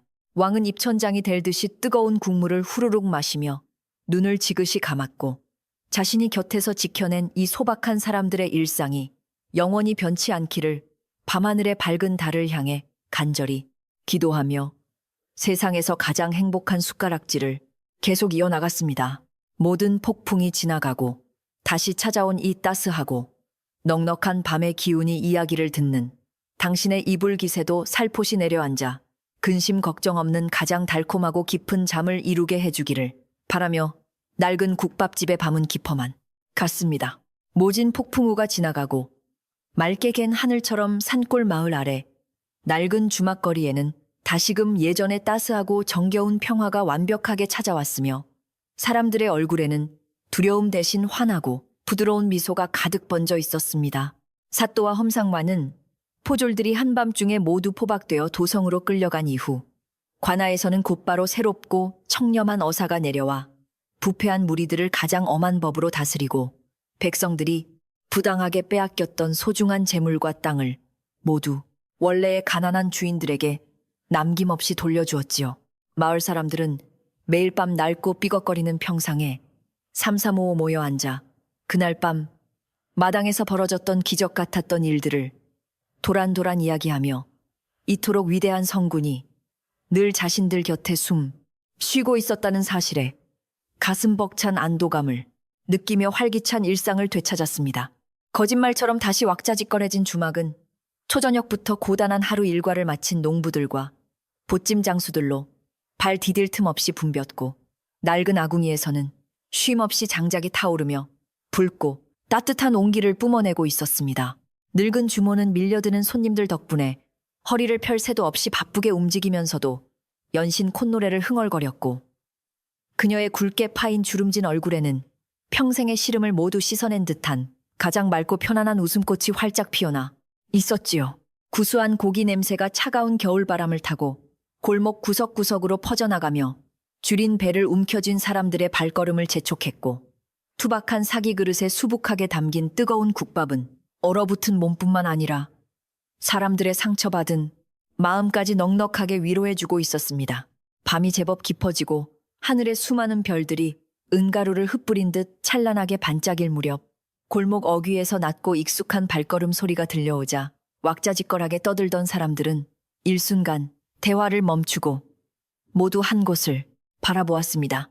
어김없이 낡고 색이 바랜 도포자락을 가볍게 여미고 깊게 눌러쓴 갓 사이로 온화한 눈빛을 빛내며 걸어오는 젊은 선비, 즉 이 나라의 지엄하고 위대한 왕이 평소와 다름없는 소박하고 정겨운 모습으로 주막문을 조용히 열고 들어섰지요. 백성들은 자리에서 벌떡 일어나 바닥에 엎드려 큰절을 올리고 싶었지만 왕이 자신을 그저 평범한 이웃으로 편안하게 대해달라고 간곡히 당부했던 것을 기억하며 자리에서 가볍게 목례만 올린 채 깊은 존경과 사랑이 듬뿍 담긴 눈빛으로 그를 따뜻하게 맞이했습니다. 다들 밤 공기가 꽤나 찬데 이렇게 옹기종기 모여 앉아 뜨끈한 국물을 마시니 참으로 보기 좋구려. 이 선비도 늦은 밤까지 서고에서 글 공부를 하느라 배가 등에 붙을 지경이니어서 빈자리를 좀 내어주시겠소 하며 왕은 껄껄 웃었습니다. 사람들은 환하게 미소를 지으며 평상에 가장 따뜻하고 아랫목 같은 자리를 정성스레 내어주었고, 왕은 낡은 도포자락의 먼지를 툭툭 털어내며 아주 자연스럽고 편안한 동작으로 그들 틈에 섞여 털썩 주저앉아 얼어붙은 두 손을 비볐지요. 아무도 그를 높고 지엄한 군주라 부르지 않았고 그저 한 동네에 사는 가난하지만 심성 고운 샌님으로 대하며 시시콜콜한 세상사는 이야기를 스스럼 없이 털어놓기 시작했으며, 낡은 주막에는 다시금 세상에서 가장 소박하고 진실한 대화의 장이 포근하게 펼쳐졌습니다. 주모는 어서 오시라며 버선발로 달려나와 반갑게 맞이했고, 가마솥 바닥에 깊이 가라앉아 있던 가장 부드럽고 큼지막한 고기점들을 듬뿍 건져 올려 왕을 위한 아주 특별하고 푸짐한 국밥 한 그릇을 정성스럽게 뚝딱 말아 내왔습니다. 김이 모락모락 피어오르는 투박한 뚝배기를 받아든 왕은 고기 냄새를 킁킁 맡으며 과연 우리 주모의 인심은 조선 팔도에서 그 누구도 따라갈 자가 없을 만큼 넉넉하고 훌륭하오이. 뜨거운 냄새만 맡아도 10년 묵은 체증이다. 씻겨 내려가는 듯 하오라며 호탕하게 칭찬을 아끼지 않았지요. 주모는 수줍게 웃으며 전하, 아니 선비님께서 맛있게 드셔주시는 것만으로도 이 늙은이는 평생의 한을 다 푼 것처럼 기쁘고 행복하니 부디 남기지 말고 바닥까지 싹싹 긁어 드시구려 하며 투박하지만 진심 어린 마음을 가득 담아 대답했습니다. 왕은 낡고 나무가시가 일어난 숟가락을 들어 뜨거운 국물을 크게 한 입 떠넘기고는 지그시 두 눈을 감았고 진하게 우러난 고기 국물과 매콤한 파향이 어우러져 만들어내는 그 깊고 구수한 맛에 온몸의 피로가 사르르 녹아내리는 것을 느꼈습니다. 궁궐의 화려한 수락 안에서 수십 명의 상궁들이 진귀한 재료를 모아 정성껏 차려내는 수백 가지의 산의 진미도 결코 이 허름한 변방 주막에서 늙은 주모가 끓여내는 땀과 눈물이 밴 투박한 국밥 한 그릇에 깊은 감동을 흉내낼 수는 없었지요. 우적우적 깍두기를 씹으며 사람들과 어울려 밥을 먹는 왕의 표정은 그 어느 때보다 평온하고 행복해 보였으며 그 맑고 인자한 얼굴을 곁에서 훔쳐보는 백성들의 가슴 속에는 자신들을 그토록 끔찍이 아끼는 성군에 대한 끝없는 감사함이 강물처럼 잔잔하게 흘러넘쳤습니다. 며칠 전 관아에 억울하게 채소밭을 빼앗길 뻔했다가 왕의 어명으로 무사히 땅을 되찾은 늙은 농부는 막걸리 잔을 조심스럽게 들어올리며 선비님 덕분에 우리 가족이 길바닥에 나앉지 않고 다시 밭에 씨를 뿌릴 수 있게 되었으니 참으로 고맙소이다 하며 인사를 건넸습니다. 왕은 숟가락을 잠시 내려놓고 농부의 거칠고 주름진 두 손을 다정하게 맞잡으며 그것은 내가 한 일이 아니라 하늘이 당신의 정직하고 성실한 땀방울을 가상히 여겨내린 결과이니 앞으로는 아무 걱정 말고 부지런히 밭농사에만 전념하시구려 하고 따뜻하게 위로해 주었지요. 농부는 눈시울이 붉어진 채 연신 고개를 끄덕였고 주변 사람들도 그 훈훈한 광경을 지켜보며 남몰래 뭉클한 눈물을 훔쳤으며 낡은 주막에는 찬 바람 대신 사람들의 따뜻한 숨결이 가득 채워져 포근한 안식처로 변해가고 있었습니다. 아픈 노모를 위해 약을 구하려다 포졸들에게 돈을 빼앗겨 절망했던 사내 역시 환한 미소를 지으며 다가와 그때 선비님께서 쥐어주신 약값 덕분에 늙으신 어머니의 병환이 말끔히 판이 가니 말끔히 씻은 듯이 나 지금은 방 안에서 따뜻하게 주무시고 계신다며 감격에 겨워했습니다. 왕은 참으로 다행스러운 일이요. 하늘이 무너져도 솟아날 구멍이 있다는 옛말이 하나도 틀리지 않았으니 앞으로도 부모님을 극진히 모시고 아이들과 함께 오순도순 행복하게 사시구려 하며 사내의 넓은 어깨를 진심 어린 마음으로 든든하게 토닥여 주었습니다.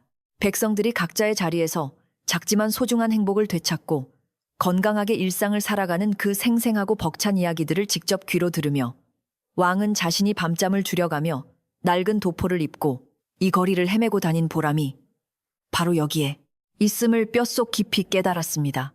주막 구석에서는 장터에서 돌아온 보찜 장수들이 요새 관아의 관리들이 쥐 죽은 듯 엎드려 지내며 백성들에게 억지로 세금을 거두지 않아 장사할 맛이 절로 난다며 호탕하게 웃어젖히는 소리가 들려왔고 그들의 거침없는 웃음소리는 밤하늘의 무거운 공기를 상쾌하게 갈랐습니다. 왕은 그들의 이야기를 잠자코 들으며 속으로 깊은 안도감을 느꼈고 만약 자신이 궁궐의 높은 옥좌에 가만히 앉아 간신배들이 바치는 거짓된 상소문만 읽으며 스스로를 속였더라면 이 선량하고 부지런한 사람들의 환한 웃음을 영원히 빼앗아 버렸을지도 모른다는 아찔한 생각에 몸서리를 쳤지요. 그럴수록 왕은 앞으로도 영원히 무거운 골룡포 뒤에 숨지 않고 가장 낮고 허름한 곳으로 기꺼이 발걸음을 옮겨 힘없고 가난한 자들의 거칠지만 진실한 목소리에 온 마음을 다해 귀를 기울이는 참된 군주가 되리라 밤하늘을 우러러보며 굳게 다짐했습니다. 시간이 흐르면서 사람들은 전날 밤에 그 숨 막히던 긴장감과 두려움을 모두 잊어버린 채 예전처럼 실없는 농담을 주고받거나 장터에서 있었던 우스꽝스러운 일화들을 과장되게 늘어놓으며 허물없이 깔깔거렸고 왕 역시 그들의 틈에 끼어 배를 잡고 껄껄 웃었습니다. 그가 무심코 내뱉는 재치 있는 칭찬이나 따뜻한 농담 한마디에 주막 사람들은 세상을 다 가진 듯 즐거워했으며 왕의 소탈하고 격식 없는 언행은 백성들과 임금 사이를 가로막고 있던 그 거대하고 차가운 보이지 않는 신분의 벽을 완벽하게 허물어 버렸지요. 누군가 막걸리 한 사발을 권하면 왕은 호탕하게 웃으며 받아들고는 입술만 축이는 시배를 하며 부드럽게 사양하기도 했고 그 모든 자연스럽고 소박한 어울림이 낡은 주막의 밤을 더욱 낭만적이고 깊이 있는 따사로움으로 아름답게 채워주고 있었습니다. 가마솥 밑에서는 장작이 타닥타닥 소리를 내며 일정한 리듬으로 붉게 타오르고 있었고 처마 끝에 매달린 낡은 등불은 차가운 겨울바람에 이리저리 흔들리면서도 사람들의 둥글고 환한 얼굴을 비추며 주막 안을 따뜻하고 정감 넘치는 빛으로 아늑하게 물들이고 있었습니다. 멀리 깊은 산속에서는 가끔씩 부엉이 우는 소리가 구슬프지만 평화롭게 들려왔고 주막 주변을 감싸고 도는 고요한 바람 소리는 마치 거친 세상을 살아가는 고단한 백성들의 마음을 포근하게 어루만져주는 대자연의 따스한 위로처럼 부드럽게 귓가를 간지럽히며 마음을 차분하게 가라앉혀 주었지요. 왕은 그 평화로운 밤의 소리들을 가만히 눈을 감고 음미하며 자신이 지켜낸 이 작지만 완벽한 평화가 훗날 조선팔도 모든 골목길마다 차별 없이 고스란히 퍼져나가 만백성이 배불리 먹고 다리 뻗고 잘 수 있는 진정한 태평성대가 오기를 간절히 소망했습니다. 밤이 깊어갈수록 가마솥에 남아있던 구수한 국물도 바닥을 드러내기 시작했고 사람들도 하나둘씩 무거운 눈꺼풀을 비비며 내일의 고된 바티를 위해 각자의 초라하지만 따뜻한 보금자리로 돌아갈 차분한 채비를 서두르며 주막 안은 서서히 조용해지고 있었습니다. 어서들 돌아가서 뜨끈한 아랫목에 온몸을 녹이고 푹 쉬시구려.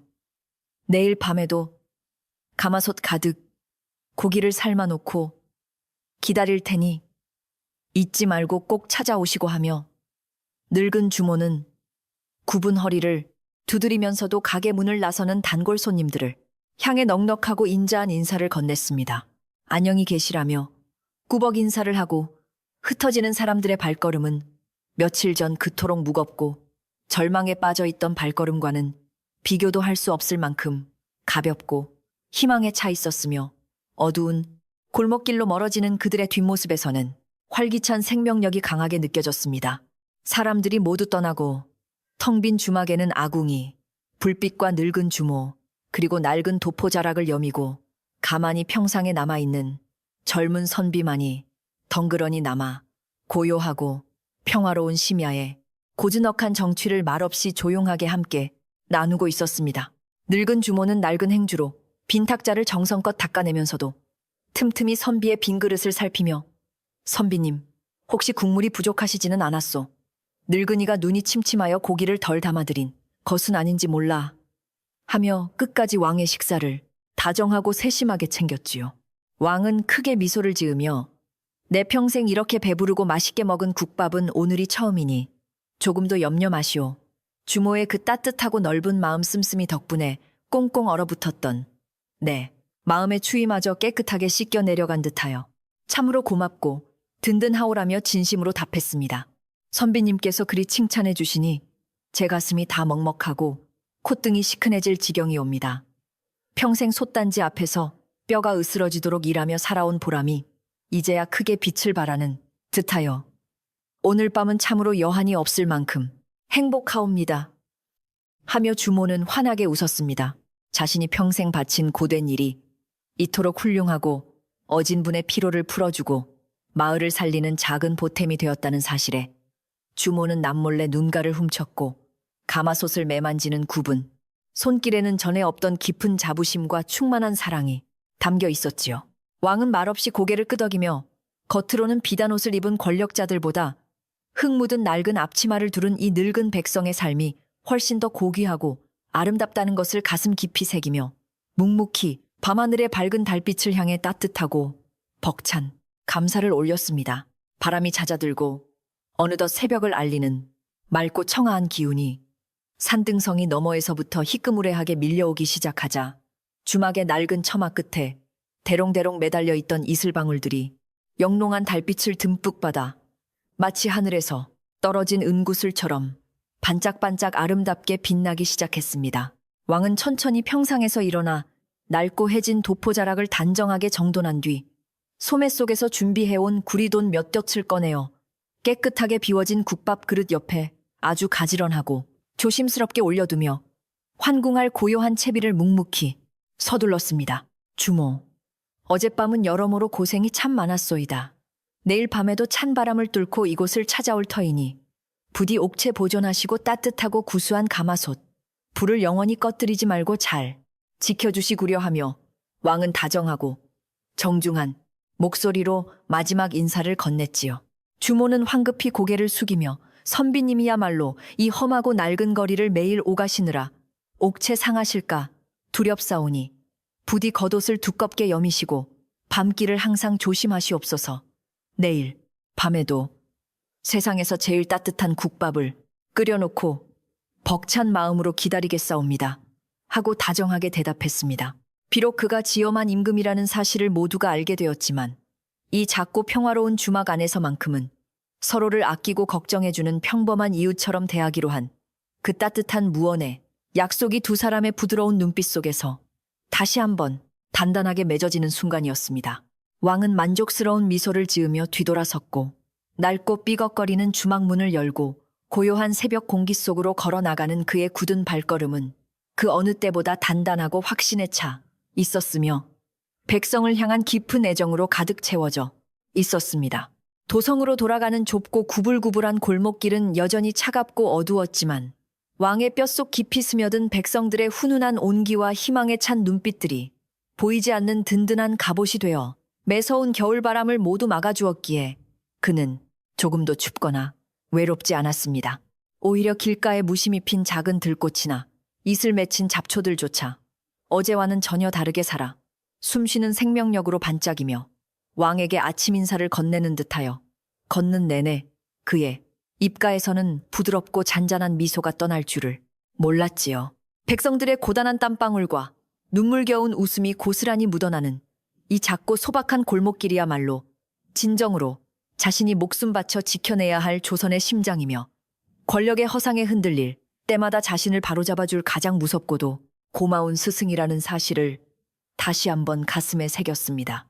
궁궐 문루에 다다라 파수병들의 삼엄한 눈초리를 피해 남몰래 비밀 통로를 통과하는 왕의 머릿속에는 오직 내일 아침 어전회의에서 백성들의 세금 부담을 줄여주고 부패한 관리들을 철저히 감시할 새로운 제도를 어떻게 마련할 것인지에 대한 굳건한 생각뿐이었습니다. 비록 몸은 낡은 도포 자락에 흙먼지를 뒤집어 쓴 채 초라하게 궁으로 몰래 스며들고 있었지만 그의 마음만큼은 천하를 호령하는 그 어떤 거대한 군대보다도 강인하고 위엄 있었으며 오직 백성을 위한 진정한 정치를 펼치겠다는 위대한 사명감으로 붉게 타오르고 있었지요. 어두운 회랑을 지나 자신의 은밀하고 화려한 침전으로 돌아온 왕은 서둘러 낡은 옷을 벗어 던지고 다시 무겁고 지엄한 붉은 골룡포를 정성스럽게 차려입으며 한나라의 절대적인 지존으로서 감당해야 할 차갑고 거대한 무게를 조용히 짊어졌습니다. 하지만 골룡포를 입고 옥좌에 앉은 왕의 눈빛은 이전보다 훨씬 더 깊고 너그러워졌으며 겉으로 드러나는 무서운 위엄 속에서도 백성을 향한 자비롭고 따뜻한 온기가 보이지 않는 맑은 강물처럼 조정 전체를 잔잔하고 평화롭게 흐르기 시작했습니다. 신하들은 자신들의 일거수일투족을 꿰뚫어보고 변방마을의 미천한 백성들까지 직접 보살피는 임금의 신출 귀몰한 행보와 압도적인 지혜의 깊은 경외심과 두려움을 느끼며 엎드려 조아렸고 더 이상 사사로운 이익을 위해 헛된 상소문을 올리거나 권력을 남용할 엄두조차 내지 못했지요. 왕은 그들을 엄격하게 다스리면서도 마음속 한구석에는 항상 그 낡은 주막의 따뜻한 아궁이 불빛을 등대 삼아 간직하고 있었기에 어떠한 가혹한 형벌보다도 깊은 사랑과 진실한 이해로 나라의 기강을 바로잡고 튼튼하게 다져나갈 수 있는 흔들리지 않는 힘을 얻었습니다. 그렇게 계절이 여러 번 바뀌고 산골 마을에 핀 매화꽃이 지고 다시 눈이 내리기를 반복하는 기나긴 세월 동안에도 한밤중 도성 밖 낡은 국밥집을 찾는 어진 선비의 은밀하고 아름다운 비밀 행차는 하루도 빠짐없이 고요하게 이어졌습니다. 가뭄이 들어 흉년이 든 해에는 주막 평상에 앉아 백성들과 함께 눈물 섞인 막걸리를 마시며 구휼미를 풀 것을 남몰래 약속했고 풍년이 들어 흥겨운 해에는 장단에 맞춰 어깨춤을 덩실덩실 추며 그들의 소박한 기쁨을 온몸으로 함께 나누어 주었지요. 왕의 얼굴에는 세월의 흔적을 말해주는 주름이 조금씩 깊게 파이기 시작했지만 백성들의 삶을 진심으로 보듬고 사랑하는 그의 깊고 맑은 눈동자만큼은 젊은 시절 낡은 도포를 입고 처음 주막을 찾았던 그 밤처럼 영원히 변치 않고 아름답게 빛나고 있었습니다. 마을 사람들도 이제는 밤마다 찾아오는 선비를 대하는 일이 너무나도 자연스럽고 익숙해져서 더 이상 그가 왕이라는 사실에 긴장하거나 어려워하지 않았으며 그저 자신들의 슬픔을 달래주고 억울함을 풀어주는 세상에서 가장 다정하고 든든한 이웃 어른으로 깊이 모시고 따랐습니다. 어린아이들은 밤늦게 주막 앞을 지나가다 선비를 발견하면 쪼르르 달려와 품에 안기며 장터에서 산 엿가락을 고사리 같은 손으로 쑥 내밀기도 했고 왕은 그 작은 엿가락을 세상에서 가장 귀한 보물인 양 달콤하게 베어 물며 환하게 웃음꽃을 피웠지요. 이 작고 허름한 국밥집 거리는 그 어떤 웅장한 궁궐보다도 견고한 신뢰와 믿음으로 지어진 조선에서 가장 평화롭고 아름다운 마을이었으며 왕은 매일 밤 그 따뜻한 공간 안에서 고단한 마음을 누이고 새로운 내일의 희망을 단단하게 키워나갔습니다. 오늘 밤에도 어김없이 낡고 삐걱거리는 아궁이 앞에서는 늙은 주모가 가마솥 뚜껑을 열고 진한 고기 국물을 푹푹 고아내고 있으며 구수하고 정겨운 그 하얀 김은 차가운 밤바람을 타고 높고 화려한 궁궐 담장을 넘어 지엄한 군주의 코끝을 부드럽게 간지럽힐 것입니다. 낮 동안 무거운 정무에 시달리며 피로에 찌든 왕도 그 따스하고 익숙한 냄새를 조용히 맡는 순간 입가에 편안한 미소를 지으며 서랍 속에 고이 간직해둔 낡은 도포를 주섬주섬 꺼내어 입고 캄캄한 밤길을 조심스럽게 나설 채비를 서두르겠지요. 화려한 옥좌의 짐을 잠시 내려놓고 허름한 평상에 앉아 백성들의 거칠고 진실한 숨소리에 귀를 기울이는 그 고요한 밤의 시간이야말로 험난한 세상을 살아가는 우리 모두에게 가장 귀하고 따뜻한 위로의 쉼터가 아닐까 나지막이 짐작해 봅니다. 이제 마을 사람들도 모두 배불리 식사를 마치고 포근한 아랫목에 등을 대고 누워 깊은 단잠에 빠져들었을 시간이며 밤새 타오르던 아궁이의 붉은 장작불도 하얀 잿더미로 변해 서서히 사그라지며 기나긴 밤의 부드럽고 온화한 평화를 조용히 맞이하고 있습니다. 창밖으로 불어오는 밤바람 소리가 전혀 춥게 느껴지지 않는 것은 우리를 남몰래 지켜주는 어진 임금님의 따뜻한 마음과 늙은 주모의 넉넉하고 인자한 정성이 이 캄캄한 세상을 두툼한 소미불처럼 포근하고 아늑하게 감싸 안고 있기 때문일 것입니다. 가만히 눈을 감고 귀를 기울여 보면 저 낡고 어두운 골목, 어귀에서 초라한 도포자락을 여미며 우리들의 고단한 마음을 보듬어주러 걸어오는 그 다정한 발걸음 소리가 달콤한 자장가처럼 귓가를 간지럽히며 마음을 한없이 차분하고 평온하게 쓰다듬어주는 듯합니다. 깊고 어두운 숲속에서 부엉이가 밤을 알리는 노래를 부르고 달빛은 세상을 은은하고 영롱하게 비추며 내일 아침 다시 힘차게 밭으로 나갈 늙은 농부와 보찜 장수들의 이마에 맺힌 피곤한 땀방울을 가장 부드럽고 다정한 손길로 조심스럽게 닦아주고 있습니다. 그토록 무섭게 들이닥쳤던 탐욕의 폭풍우는 흔적조차 남지 않았고 오직 정직하게 땀 흘려 살아가는 선량한 사람들의 소박하고 따뜻한 꿈만이 낡고 고요한 주막거리의 둥근 지붕 위로 피어올라 밤하늘에 빛나는 별자리들 곁에 아름답게 자리 잡았습니다. 이 아름답고 훈훈한 이야기가 오늘 하루 험난한 세상에 거센 파도와 맞서 싸우느라 온몸이 꽁꽁 얼어붙고 지쳐버린 당신의 차가운 마음속에도 구수한 국밥 한 그릇의 온기처럼 넉넉하게 스며들어 부디 깊고 평안한 위로에 밤을 선물해 주었기를 진심으로 바랍니다. 이제 묵직해진 눈꺼풀을 편안하게 닫고 따뜻한 이불 속으로 온몸을 깊숙이 파묻은 채 아궁이에서 장작이 타닥타닥 부드럽게 타들어가는 그 평화로운 소리를 머릿속으로 가만히 그려보며 세상의 모든 복잡한 시름과 걱정을 시원하게 훌훌 털어버리시길 바랍니다. 내일 밤에도 변함없이 낡은 도포를 입은 어진 선비가 찾아와 뜨거운 국물과 함께 우리의 이야기에 다정하게 귀를 기울여 줄 테니 아무런 걱정 없이 편안하게 숨을 내쉬며 세상에서 가장 달콤하고 아늑한 꿈나라로 천천히 여행을 떠나보세요.